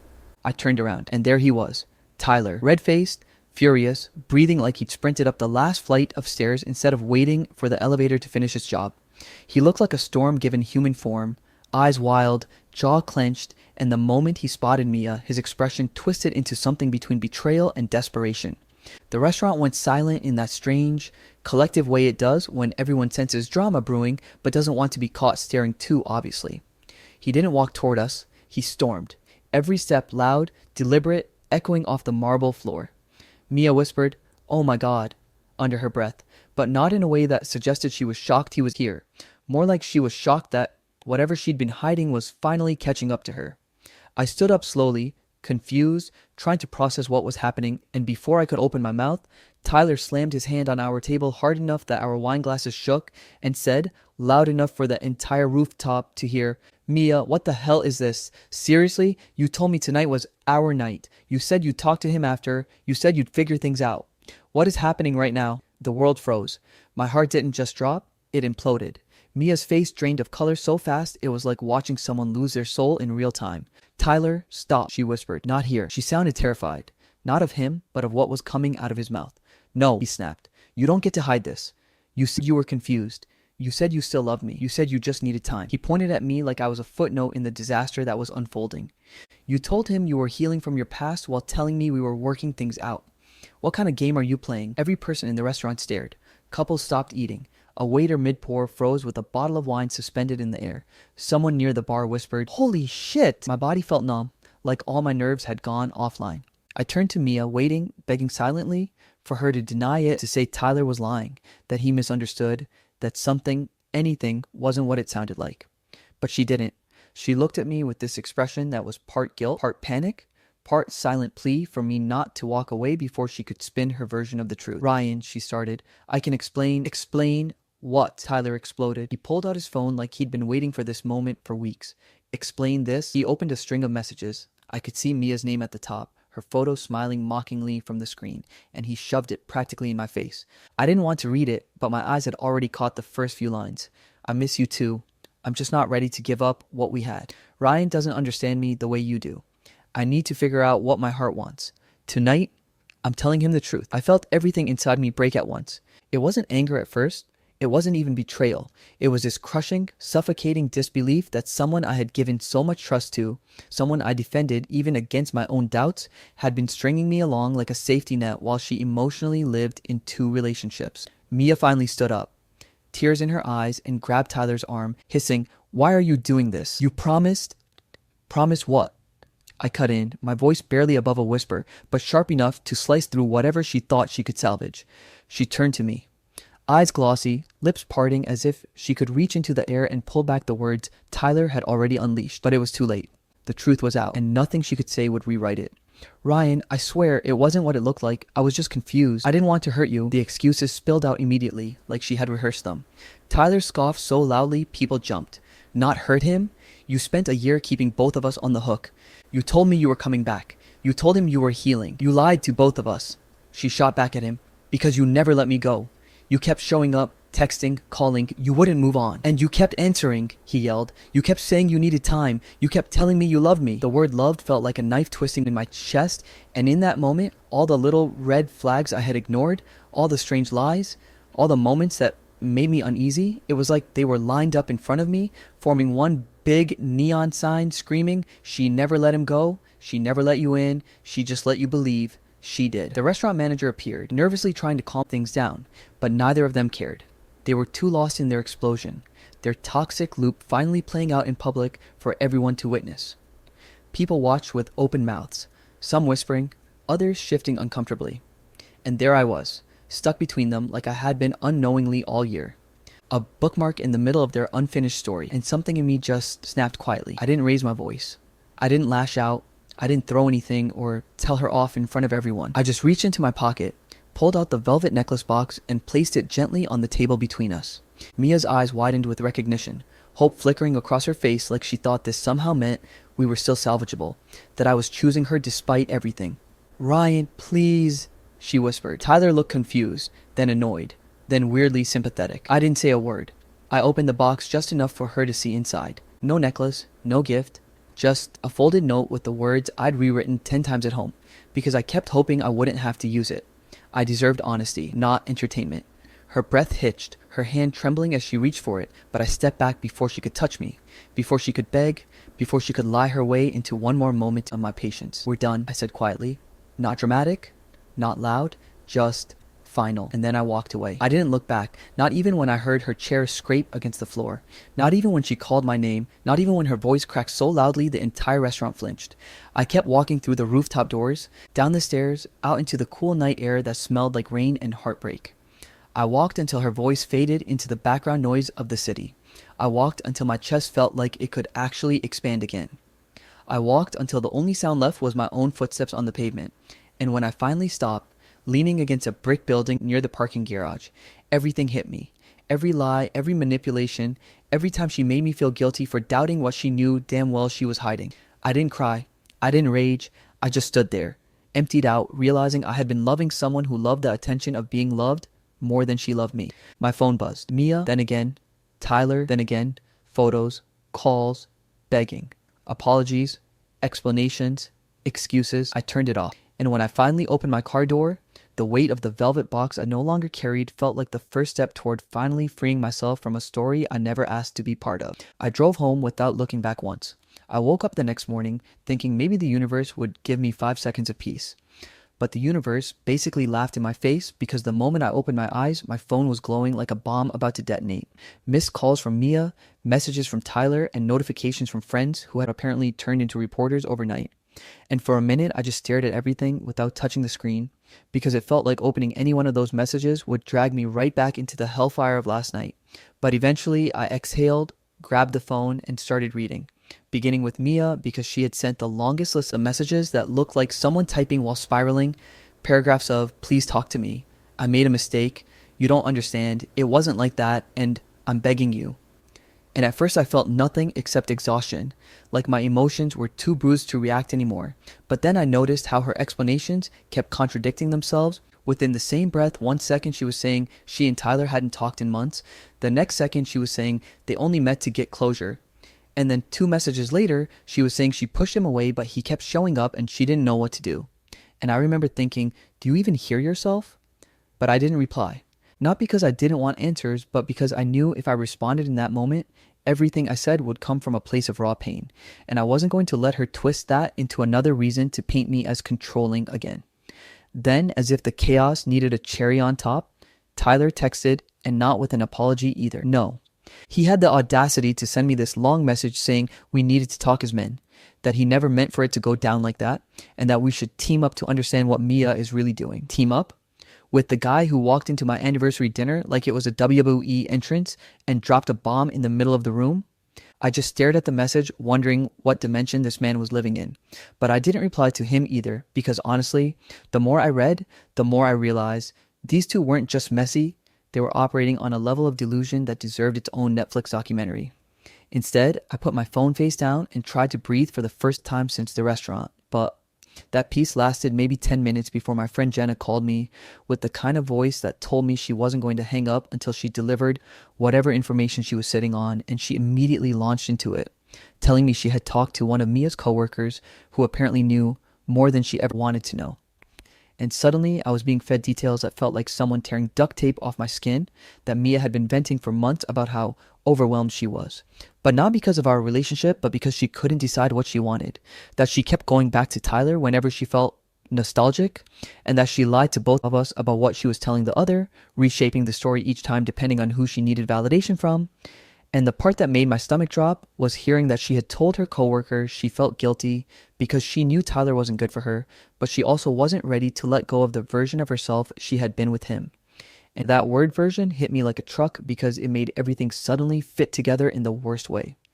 I wasn't competing with Tyler, I was competing with a memory, a fantasy Mia had built of who she used to be, the girl she liked better, the girl who wasn't afraid of commitment because she wasn't committed to anything, the girl who didn't feel the pressure of a future or expectations or real stability. I felt sick, honestly, like my entire relationship hadn't been a partnership, but a transition period she was trying to grow out of, and I had just booked us a reservation to celebrate it. But the biggest shock punch wasn't even from Jenna. It came later that afternoon when my buddy Mark showed up at my apartment unannounced, pacing like he was deciding whether to tell me something that would change my life or ruin it. And when I told him to spit it out, he rubbed his face and said he had overheard something at a party a few weeks back but didn't think it mattered until he heard what happened last night, and my chest got tight because Mark isn't dramatic. If anything, he underreacts to everything, so if he looked this uncomfortable, it was serious. He told me he had overheard Mia talking to one of her friends, not drunk. Not joking, saying she didn't know if she was with me because she loved me or because she loved the stability I represented, and that she couldn't picture losing me because then what would she fall back on? That sentence, that single sentence. I swear my heart cracked in a way I didn't know was physically possible because it suddenly reframed everything I had ever interpreted as love. Every apology, every moment of affection, every tear she shed when we fought, all of it suddenly looked like fear. Fear of losing a safety net, fear of starting over, fear of facing herself.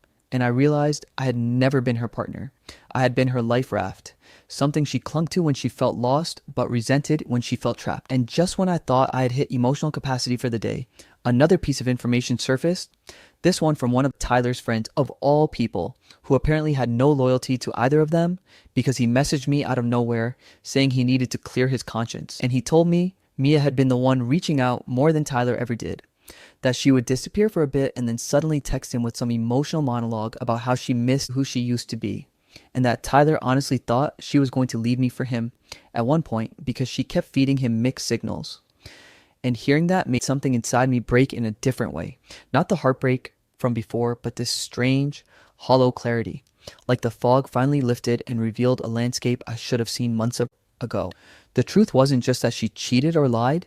The truth was that she had been emotionally bouncing between us, pulling energy from whoever made her feel the way she wanted in that moment, using guilt, nostalgia, affection, and manipulation like tools in a toolkit she didn't even realize she was using because she never dealt with her own issues, her own insecurities, her own fear of choosing a path and sticking to it.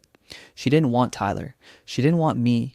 She wanted the emotional safety that came from having both available whenever she needed to feel something: excitement, comfort, validation, escape. And then, as if the emotional tornado needed a final spin, Mia showed up at my apartment without warning, eyes red, makeup smudged, shaking like she hadn't slept, and I didn't want to let her in, but part of me needed to see her face when I said what I had learned. So I opened the door and she walked in like a ghost, immediately trying to hug me. But I stepped back, and she broke in a way I had never seen before, not dramatic crying, not manipulative tears, but this raw, messy collapse of someone who was finally being forced to look at themselves without the filter of their own excuses. She kept saying she never meant to hurt me. She never meant to lead Tyler on. She never meant for any of this to happen, and I listened. But the entire time I kept thinking, intent doesn't erase impact. And I asked her directly why she kept Tyler around if she knew he wasn't good for her. And that was when she finally cracked fully, telling me she didn't keep him around because she loved him, but because he represented the last version of her life where she didn't feel like she was failing. That she felt like ever since she and I got serious, she became terrified she wasn't good enough for the life we were building. That she felt like she was drowning under the pressure to be perfect, to be stable, to be worthy. And she confessed that whenever she spiraled, she ran to Tyler not because she wanted him, but because being with him made her feel like she hadn't changed, like she could still be the carefree version of herself she missed. And weirdly, hearing that didn't fix anything, it actually shattered the last remaining illusion of what our relationship had been, because it showed me she had never trusted me enough to be vulnerable with me. She had never seen me as a partner in her struggles. She had seen me as a measurement she kept failing to meet, and instead of talking to me, she ran back to the comfort of someone who represented an easier time in her life. And that realization hurt worse than the cheating, worse than the lies, because it meant our entire relationship had been built on two different stories mine, where we were a team building a life, and hers where she was quietly drowning and using two relationships to avoid dealing with the truth. And standing there in my apartment, watching her fall apart, I felt this strange mix of sadness and clarity, because for the first time, I wasn't looking at the woman I loved. I was looking at a woman who didn't know how to love herself enough to love someone else without hurting them in the process. And maybe that's what made the moment so brutally painful, realizing that the relationship I had fought for wasn't real in the way I thought it was, and what was real wasn't something I could fix because she had to confront it herself. Without me, without Tyler, without anyone to fall back on. That was the moment I knew this fallout wasn't just about betrayal, it was about truth. A truth none of us had been ready to face, least of all Mia. I wish I could say that after Mia collapsed in my apartment and confessed everything, I magically found closure overnight, but healing doesn't work like that. And in the days that followed, I felt like someone walking through the ruins of a house they used to live in, picking up pieces of a life that didn't fit together anymore. But slowly, painfully, something in me started shifting, like my mind finally had enough space to see the truth clearly instead of through the fog of heartbreak. And the truth was this. Mia hadn't just lied, she had built entire versions of herself around what she thought people wanted from her. And I had unknowingly become part of that performance, the safe version of her life where she didn't have to face the chaos inside her.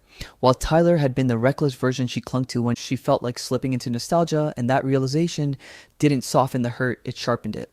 Because I understood finally that loving someone who doesn't know who they are is like trying to catch smoke with your hands, no matter how tightly you close your fingers. It will always slip through, and that clarity built into something stronger than pain. Anger, not the wild, destructive kind, but the steady, clarifying kind that comes when you finally see all the manipulation patterns for what they were. The love bomb cycles, the silent withdrawals, the guilt flipping, the way she turned every confrontation into a plea for sympathy instead of responsibility. How she kept me feeling like I was always one emotional misstep away from losing her. And as much as it hurt, I realized I had been shrinking myself to keep the peace without noticing, choosing gentler words, softer tones, calmer questions, walking on emotional eggshells, thinking I was being patient when really I was being controlled without even realizing it. And the more I saw it, the more I knew I needed a real confrontation, not for her, but for me. Because closure doesn't come from waiting, it comes from saying the truth out loud.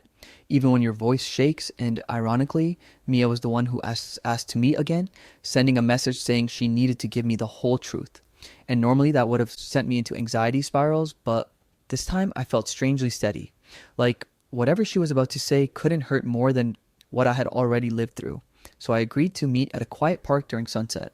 No restaurant theatrics, no audience, just two people sitting on a bench surrounded by falling leaves. And when she arrived, she looked different, not polished, not made up, not performing, just tired, stripped of whatever persona she used to hide behind. And for the first time, I saw her not as the woman I loved, but as a human being who had been running from herself for years. And before she could start, I told her I needed to speak first. And once I opened my mouth, everything I had swallowed for years came out in one flood, not yelling, not blaming, but steady, deliberate truth. How I had loved her deeply, how I had trusted her, how I had bent myself emotionally trying to meet her where she never told me she struggled, how I had begged for honest communication while she gave fragments of stories, how she had blamed me for being controlling when really she was terrified of losing control of the narratives she built around her life, how every time I asked for clarity she framed it as an attack, how she used guilt as a way to avoid accountability, how she simultaneously wanted stability and chaos and expected me to accept whichever version she gave me that day. And the longer I spoke, the more her face shifted from defensive to pained to finally silently crying. But I didn't stop, Not until I emptied everything I had held inside. And when I finally finished, she whispered that I was right. All of it, and that she had one more secret. The last one. The one she had convinced herself didn't matter, but now realized was the root of everything. And my stomach tightened because at that point, I didn't know what else she could possibly reveal that hadn't already detonated my world. But then she looked at me and said she had never actually planned to choose between me and Tyler because she wasn't choosing at all. She was running. From him, from me, from herself, and that every time she told us both pieces of the truth, she was really trying to see which version of her life felt less like failure. And then she admitted the part that stunned me quiet. She had been lying to herself too, not about us, but about why she kept Tyler around. It wasn't nostalgia or emotional confusion, it was fear. Fear that if she committed fully to me and it didn't work, she'd have nothing to fall back on. No identity, no sense of self, and she confessed that Tyler had once threatened to expose messages she sent him when she was emotional, and instead of cutting him off, she kept giving him crumbs so he wouldn't ruin her life. And hearing that felt like the final puzzle piece snapping into place, not because it excused anything, but because it explained everything in the worst way. She wasn't just lost. She was trapped in a pattern of emotional dependency she didn't know how to break, using relationships as escape routes from the problems she never confronted. And when she finally said she knew I deserved better, I felt this strange mixture of sadness and release, like the last thread between us had finally snapped, not violently, but quietly. And after a long silence, I told her I forgave her not for her sake, but because carrying the anger felt heavier than letting it go. And I told her I was choosing myself this time, choosing my peace, my future, my healing, and she nodded through tears, accepting the truth in a way she never had before. And we walked away from each other without promises, without unfinished stories, just acceptance that whatever we had built had finally reached its true ending. The months that followed weren't easy, but they were mind therapy, gym, new routines, reconnecting with friends I had drifted from, rediscovering hobbies I abandoned, actually breathing again without waiting for emotional whiplash. And slowly, the pain moved from my chest to my memory, still there but no longer controlling me. And life got better. Not perfect, but steady. Quiet in a way I didn't realize I craved. And I thought that was the end of the story, that everything had already exploded and settled. But the universe apparently wanted the last word because one day, almost 7 months later, I got a text from Jenna saying, "You won't believe this," followed by a link to a public Facebook post from Tyler's page, and it was a long rant, a messy, dramatic meltdown where Tyler exposed himself without realizing it, accusing Mia of ruining his life, claiming she manipulated him for years, saying she used him emotionally and then left him hanging. And the more I read, the more ironic it felt, because everything he accused her of doing to him was exactly what he tried to do to me when he burst into our anniversary dinner. Except now he was the one on the receiving end, and the comments were brutal people calling him out, telling him he was a problem, telling him he needed therapy, telling him Mia wasn't responsible for his emotional instability, and there it was. The karma I never had to deliver because the universe handled it for me. Not out of revenge, but out of balance. And when I reached the last line of his rant, the one where he said, "I guess I finally know what Ryan felt," I actually laughed, not a bitter laugh, a genuinely free one, because after everything, after all the chaos, all the heartbreak, all the lies, the final truth was this. The story didn't end with me shattered, it ended with me healed, growing, moving forward, while the people who caused the pain finally faced their own consequences without me ever having to lift a finger. And that's when it hit me. Revenge didn't come from what I did, it came from what I didn't do. From choosing myself instead of choosing chaos, from stepping out of the storm instead of trying to fix it, and in the most Reddit way possible, the only thing left to say, the only mic drop ending this story deserves is this. Sometimes the universe doesn't punish people for hurting you. It just lets them live long enough to destroy themselves. The end? I thought we were happy until I walked into a conversation I wasn't meant to hear.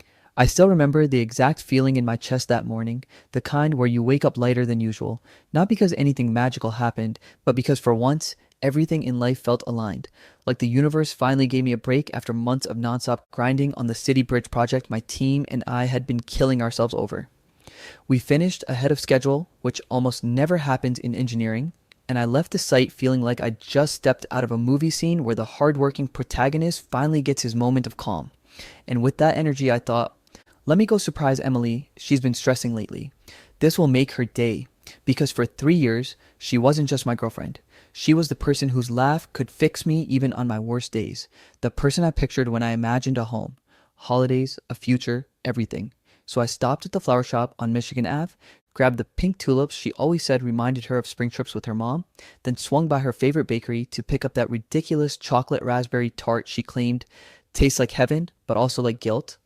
And I was honestly excited, like stupid excited, driving toward her apartment where we practically lived together. And the whole time I was rehearsing in my head how I'd walk in, she'd look up from her laptop or whatever design project she was working on. Her face would light up, she'd rush to hug me, then jokingly complain I spoil her too much. And maybe later we'd watch a movie or I'd rub her shoulders like she liked. Because that's just who I was in the relationship. The guy who paid attention, the guy who cared, the guy who showed up. But life has this messed up habit of giving you your warmest moments right before it hits you with a cold slap. And mine came the moment I stepped inside her building, rode up the elevator still smiling like an idiot, unlocked her door quietly because I wanted to surprise her, and walked into a conversation I wasn't meant to hear, the kind that doesn't just poke your heart but rips it open in slow motion. I froze just inside the doorway when I heard her voice. Emily, my Emily, coming from the kitchen, not the happy voice, not the soft teasing one she used with me, but the frustrated, fed up tone she only used when venting to her best friend Sarah, who, for the record, never liked me much because I wasn't chaotic enough for her taste. And I heard Sarah say, "I'm telling you, Em, you're settling. You're too young to be tied down with someone so predictable." And Emily let out this annoyed groan that instantly tightened something in my chest because I'd never heard that sound in reference to me. And then she said the sentence that burned itself into my memory forever. "Jordan is too nice, too stable. I feel like I know exactly what every day with him will look like for the next 10 years. And Sarah jumped in with, "Right. You need excitement, something new, something that keeps you guessing." And Emily laughed, not a sweet laugh, but one with bitterness in it, and said, "Honestly, I've been talking to this guy from work. Miles, he's got this bad boy energy, like he doesn't give a damn what anyone thinks, and part of me is curious what it would be like. And if you've never felt your stomach drop so hard it feels like gravity just doubled, let me tell you, there's no preparing for that moment. The one where the person you love casually dismantles you without knowing you're standing 20 feet away holding flowers and a dessert you'd driven across the city to get." My hands literally shook, the tulips rustling like they were reacting to the tension, and I felt this hot wave crawl up my neck because I didn't know whether to walk in and confront her or walk out and disappear. But something inside me, pride, maybe self-respect, maybe pure survival, told me to stay silent. Because if I walked into that kitchen, all I would have done was beg someone who already took me for granted to see my worth, and I refused to let that be the story of my life. So I backed up slowly, heart hammering, vision blurry, walked out the door, closed it as quietly as humanly possible, and by the time I reached the elevator, my entire body felt numb, like I'd gone through a breakup she didn't even know happened. I got in my car, set the flowers down on the passenger seat, and for the first time in a long time, I didn't cry. I just sat there staring at the steering wheel, letting the reality press into me until it hurt enough to breathe again. That night was a blur of emotions crashing into each other. Confusion, anger, humiliation, heartbreak, all braided together into this heavy mess in my chest.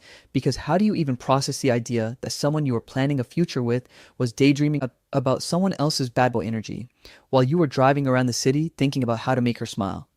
And the messed up part is that I didn't confront her. Not because I was scared, but because something in me snapped in a quiet way.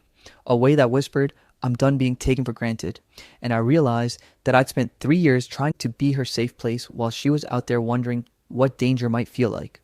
So I went home, put my phone face down, ignored the sweet little text she kept sending. "Miss you, what are you doing tonight?" Also casual, so clueless, not knowing that the version of me she expected to answer instantly was gone, replaced with someone who finally understood his own value. I lay in bed, staring at the ceiling in the dark, thinking about all the times I'd overlooked red flags or ignored comments from Sarah, or brushed off tiny hints that Emily cared more about excitement than stability, and it all suddenly made sense in the worst way. Like someone turned on a light in a messy room and I could finally see everything clearly. She didn't appreciate consistency because she mistook it for boredom. She didn't value kindness because she thought it came cheaply. She didn't understand loyalty because she assumed it was guaranteed, and as the hours passed and her last text came in, "Good night, babe. Love you," I felt something inside me settle, not peacefully, but decisively, because I knew exactly what I had to do now. Not explosively, not dramatically, but quietly, in the way people leave when they've been hurt deeply enough. I decided I was done trying to prove my worth to someone who only noticed it when it was convenient, and as I turned off my phone and rolled onto my side, The final thought that crossed my mind before sleep finally pulled me under was simple, steady, and painful in its clarity. If she wants excitement so badly, then she can go find it without me. After that night, something in me shifted so quietly that even I didn't fully understand it at first. It wasn't anger and it wasn't revenge. It was more like a switch flipped inside my chest, turning off every instinct I'd ever had to be the guy who fixed everything, soothed every insecurity, planned every moment, and held the relationship together with both hands, because suddenly I didn't have the energy or the desire to keep fighting for something she was daydreaming about replacing. So I didn't ghost Emily. I didn't punish her. I didn't start unnecessary fights or give dramatic monologues about needing space. I simply stopped trying, and it was almost frightening how natural the shift felt. The next morning, she texted me her usual, "Good morning, babe," and instead of sending a paragraph back like I always did, I sent "morning." And that alone was enough to make her double text, "Everything okay?" But I just said, "Yeah, work stuff," and kept it moving. And the thing is, I wasn't pretending to be distant. I genuinely didn't have any emotional strength left to give her, because once someone shatters the foundation you built your love on, the urge to keep building dies instantly. Days passed and I didn't initiate dates, didn't bring up weekend plans, didn't ask about her day or her clients or her new art project, and she noticed immediately, sending playful little messages at first like, "Hello, are you alive?" and "You're quiet lately." But beneath the emojis there was an uneasiness creeping in. A panic she tried to hide with flirty selfies and voice notes saying she missed my voice. And I played along politely, but with a distance she couldn't quite define, giving her short replies, no enthusiasm, no effort, no warmth, just neutral civil responses that made her think I was stressed or tired or distracted, which was fine because the truth would have destroyed her long before I was ready to reveal it. While Emily spiraled silently in the corner of her own confusion, I started living my life in a way I hadn't in years.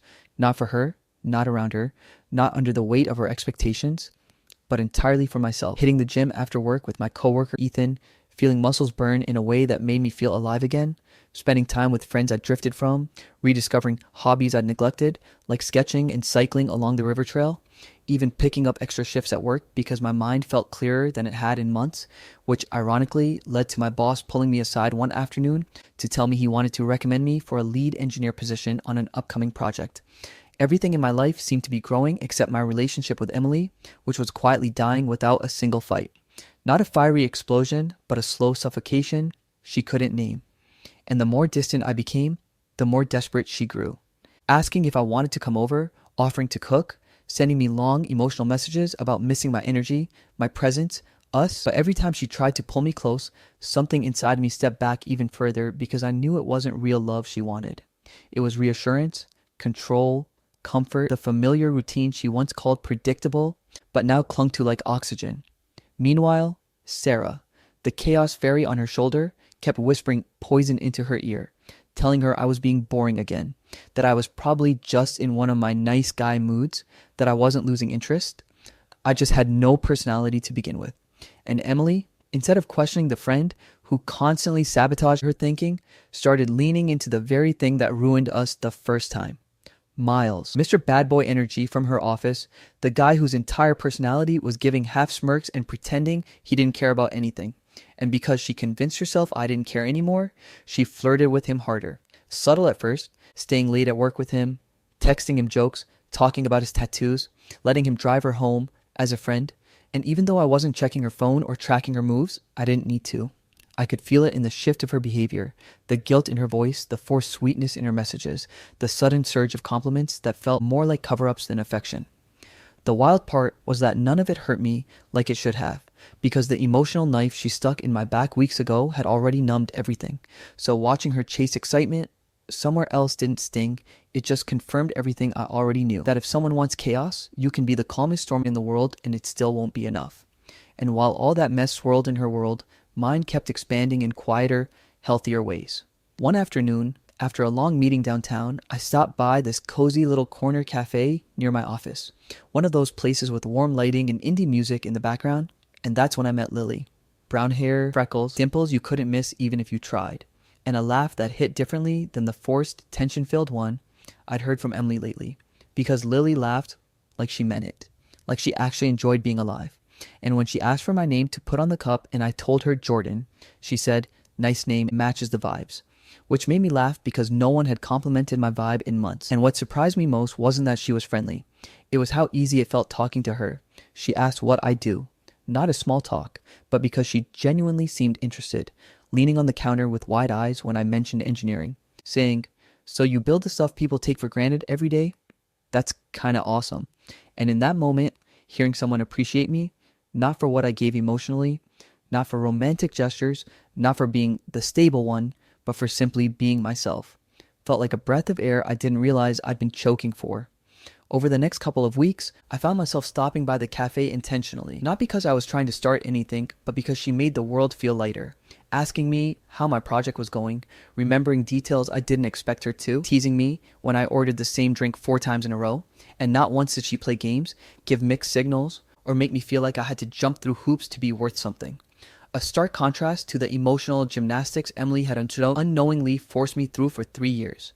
While my connection with Lily grew quietly and naturally, Emily's panic hit full force. She started showing up unannounced, calling multiple times a day, trying to recreate old intimacy with overly sweet texts or sending me photos of things she knew I liked, fishing for reactions I no longer had the energy or desire to give. And every time she sensed me slipping further away, she'd run to Sarah for advice, only to have Sarah twist everything.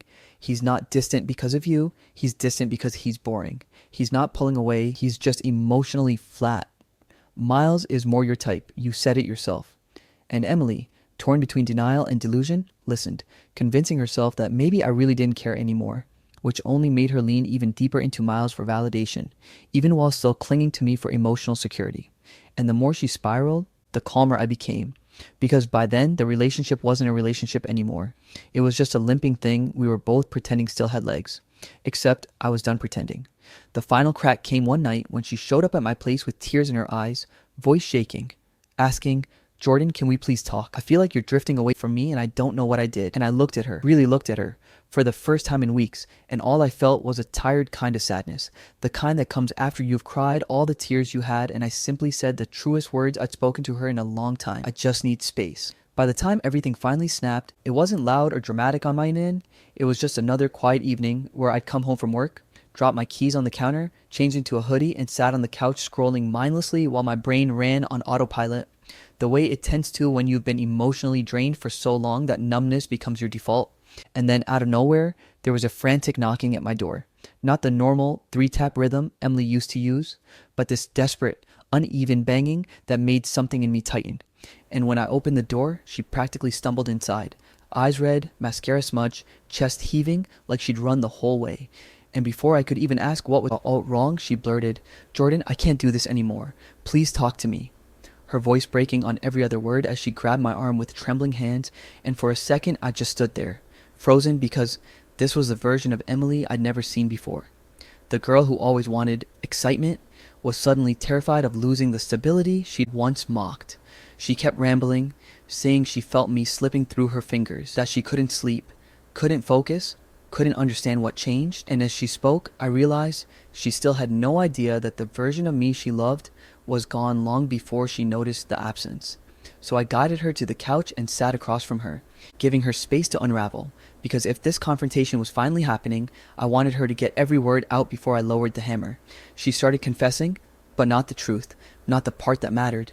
She talked about being stressed at work, about feeling emotionally overwhelmed, about Sarah getting in her head, and even threw in a half-hearted, "I know I'm not perfect, but you pulling away so suddenly has been killing me," as if I had created the distance out of nowhere.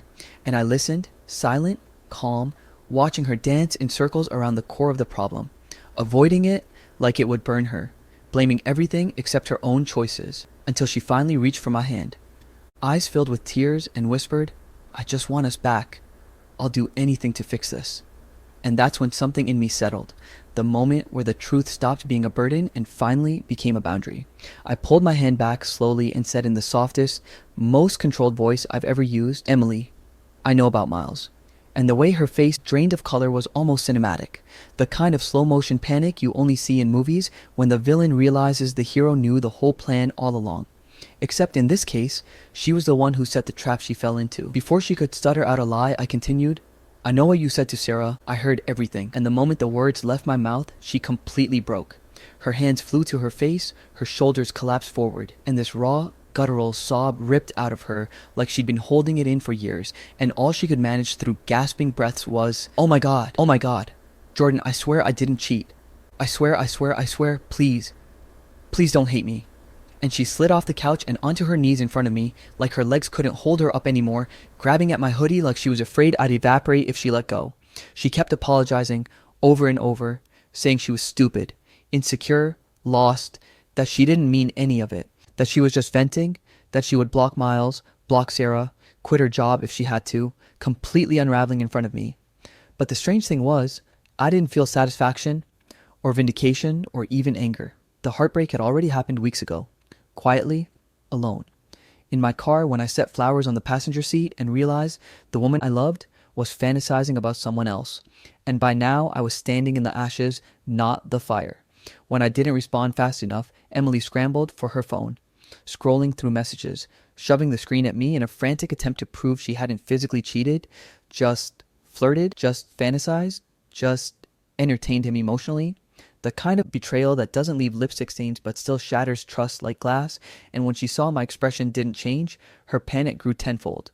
She pulled her hair back with shaking hands and cried, "I was stupid. I thought you'd always be there. I thought you never got upset. I thought you'd never leave me." And there it was, the ugly truth she'd never say if she wasn't cornered. She didn't want me because she loved me. She wanted me because she assumed I was permanent, predictable, guaranteed. Before I could respond, her phone lit up with a message from Sarah. "Did you talk to Boring Boy yet? Miles told me he's free tonight if you still want to go out." And seeing the notification on the locked screen was the final nail in the coffin, because Emily saw it too and let out this strangled cry like the world was collapsing, grabbing the phone and hurling it across the room so hard it clattered against the wall. She stood up and started pacing, muttering to herself, then suddenly spun around and said, "I'm done with her. I swear to God, she ruined everything." And before I could even process it, she grabbed her keys and stormed out of my apartment, leaving me standing there in stunned silence. Curiosity made me follow, not to intervene, but because I knew this explosion had been waiting to happen. And sure enough, she drove straight to Sarah's place, banging on the door loud enough to wake the entire building.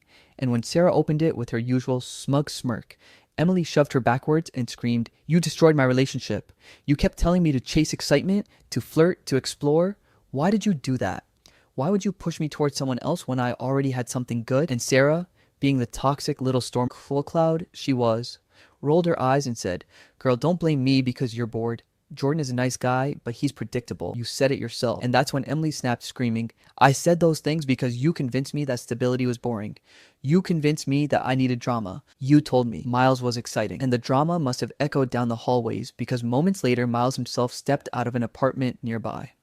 Apparently, he lived in the same building as Sarah, and he had that smug half smile he always wore, leaning against a doorframe like he expected Emily to fall into his arms, and said, "Emily, if he's giving you so much stress, you know you have options." And watching her reaction was like watching someone wake up from a trance. She turned to him, eyes blazing, and said, "I don't want you. I never wanted you. I was stupid and insecure, and you took advantage of it." And for a split second, Miles dropped the cool guy act and scoffed, "Please, you were the one who kept talking to me?" And Emily fired right back, "Because I thought Jordan would never leave me. I thought I could play around and still go home to someone stable. But he's done, Miles. I lost him because I listened to you and Sarah." And seeing her say it out loud, seeing her fully grasp that actions have consequences, felt like watching someone finally face themselves without the filters or excuses. Sarah tried to jump in again, rolling her eyes and saying, "You're being dramatic. You didn't even cheat." And Emily spun on her so fast I thought she'd slap her, shouting, "I emotionally cheated. I disrespected the only person who ever loved me properly." And then she broke, completely sinking to the hallway floor, sobbing into her hands while Sarah looked uncomfortable for the first time in her life, and Miles slipped back into his apartment like the coward he was. That was the moment I realized there was nothing left to salvage. Not because she didn't regret it, but because I no longer had anything left to give. So I turned around and walked back to my car, leaving her there to face the storm she helped create. And when she finally returned to my apartment, an hour later, makeup ruined, eyes swollen, voice cracking as she whispered, "Please don't leave me, I'll do anything." All I could say, softly, gently, with the last bit of love I had for her, was, "Emily, I already let go." And the look on her face as the truth settled in, pure devastation, pure regret, was the final confirmation that I had made the right choice. Because for the first time in months, maybe years, I chose peace over chaos, chose myself over being the emotional safety net for someone who only learned my worth when she lost it. And as she collapsed onto my couch sobbing into her hands, I stood there, feeling strangely calm, knowing that chapter of my life had finally closed, not with anger, not with revenge, but with clarity. And as I walked to the window and looked out at the quiet night, I realized I was finally ready, truly ready to let go of her, of us, of everything we used to be. I didn't wake up one morning magically healed or suddenly over everything that had happened with Emily. It wasn't some dramatic movie moment where the sun hits your face and you take a deep breath and think, ah yes, I am finally free. No, healing is way slower and way messier. More like walking barefoot through broken glass while pretending everything is fine. But it started happening in small ways I didn't even recognize at first. It started with me actually sleeping through the night for the first time in weeks, waking up without my chest feeling like someone piled sandbags on it, choosing to go to the gym not because I wanted to look better for someone, but because I genuinely needed the release. And Lily, well, Lily became the surprising, steady presence in all the rebuilding I didn't even know I was doing. We weren't a thing, not yet, not officially, not spoken out loud. But the thing about people like her is that their presence feels like a soft light you don't realize you needed until you're standing in it. We'd get coffee on days when my shift ended early, and she'd ask me about the bridge project or tease me about how I always ordered the same stupid raspberry vanilla latte. She listened, actually listened, in a way that didn't make me feel like I had to perform or impress or live up to some constantly shifting expectation. She laughed at my dumb jokes, and I realized I hadn't seen genuine laughter, the kind that hits the eyes, in a long time. Meanwhile, my life was slowly knitting itself back together. My boss gave me a leadership role on the next major project after noticing how much extra work I'd quietly taken on during my withdrawal from everything emotional. My coworkers started inviting me out more. I started picking up my old hobbies, not for distraction, but because I finally wanted to enjoy things again. It was like my life had color again after months of gray, and at the same time, everything on Emily's side was falling apart in a way that felt both painful and inevitable. I didn't hear it directly from her. God knows she wasn't talking to me anymore. But mutual acquaintances, social media echoes, and a little too obvious silence from her side filled the gaps. First, her thing with Miles evaporated. Turns out, the very bad boy energy that seemed exciting when she was bored in her stable relationship became a nightmare when she actually needed emotional stability. He'd ghost her for days, show up whenever he felt like it, flirt with half their office, and treat her like an option instead of a priority. Exactly what she'd flirted with. Exactly what she'd chosen. And then there was Sarah, the great life coach, the self-appointed expert on what Emily deserved, the person who encouraged her to blow up her relationship for a hit of adrenaline. Their friendship cracked fast when reality hit Emily in the face. By the time she confronted Sarah, apparently crying, yelling, and accusing her of ruining everything, Sarah basically shrugged and said something like, "It's not my fault he reacted badly. You're the one who wanted excitement." Classic. When the smoke cleared, Emily was alone. No Miles, barely any friends, no relationship, and finally forced to sit with the version of herself she'd been avoiding. I didn't celebrate her downfall, but I didn't rush to help either. The old me might have, but the new me was done bleeding for anyone who wouldn't even offer a band-aid back. Weeks passed, and the distance between us went from emotional to absolute. I barely thought about her for days at a time, not out of cruelty, but because I finally had something better to think about. Myself, my work, my own damn peace. And then Lily and I, we naturally shifted. One night, after work, I stopped by the cafe right before closing just to say hi. She made some sarcastic comment about how I was ruining her mop schedule with my presence, and I laughed harder than I meant to. When I walked her to her car, she told me she was glad we were friends, but the way she said friends had this soft question mark at the end. I didn't kiss her, but something inside me knew I wanted to. She became home long before she ever became mine. And then came that moment.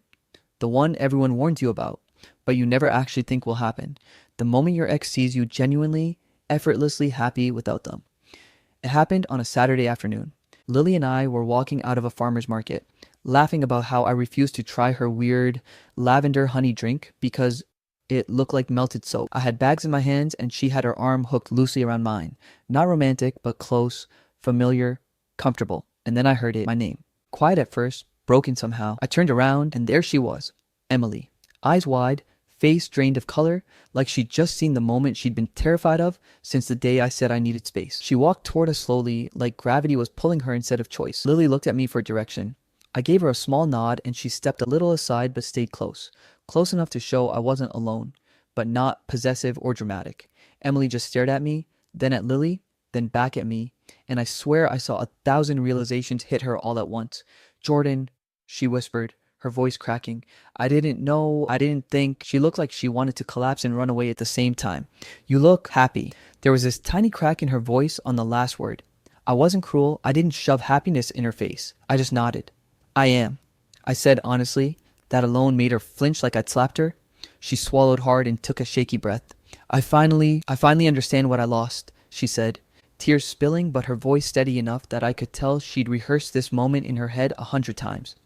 I chased something stupid and I hurt you, and I was wrong. I was wrong about everything. You weren't the problem. I was. For a second, the old instinct kicked in, the one that wanted to stabilize, to comfort, to fix. But it's funny how growth feels like choosing not to step into a burning house just because you used to live there. I shook my head gently. You didn't lose me, Emily, I said, and watched her eyes widen, waiting for some kind of hope. You let me go. That line, it wasn't rehearsed. It wasn't dramatic. It was just true. She broke. Not loudly, not messily, just the silent collapse of someone finally realizing they've been holding the wrong map the whole time. She nodded, stepped back, and whispered, I'm sorry. I believed her. I really did. But apologies don't rewind stories. They just mark where one person finally understood the plot. She walked away crying, and I didn't chase her. I didn't need to. I wasn't her anymore, and she wasn't mine. I turned back to Lily, who gave me this warm, grounding smile, the kind that didn't ask for anything except authenticity. And for the first time in a long time, I felt something like peace settle in my chest. Not because Emily was gone, not because Lily was there, but because I'd finally stopped trying to prove my worth to people who couldn't see it. Heartbreak, I realized, isn't always the ending everyone fears. Sometimes it's the doorway to the life you were meant to live. The people who were always meant to find you. The version of yourself you were always supposed to become. And as we walked away together, toward her car, toward our next conversation, toward whatever the hell our future looked like, I didn't look back. Not once. My life wasn't back there anymore. It was right in front of me. The end.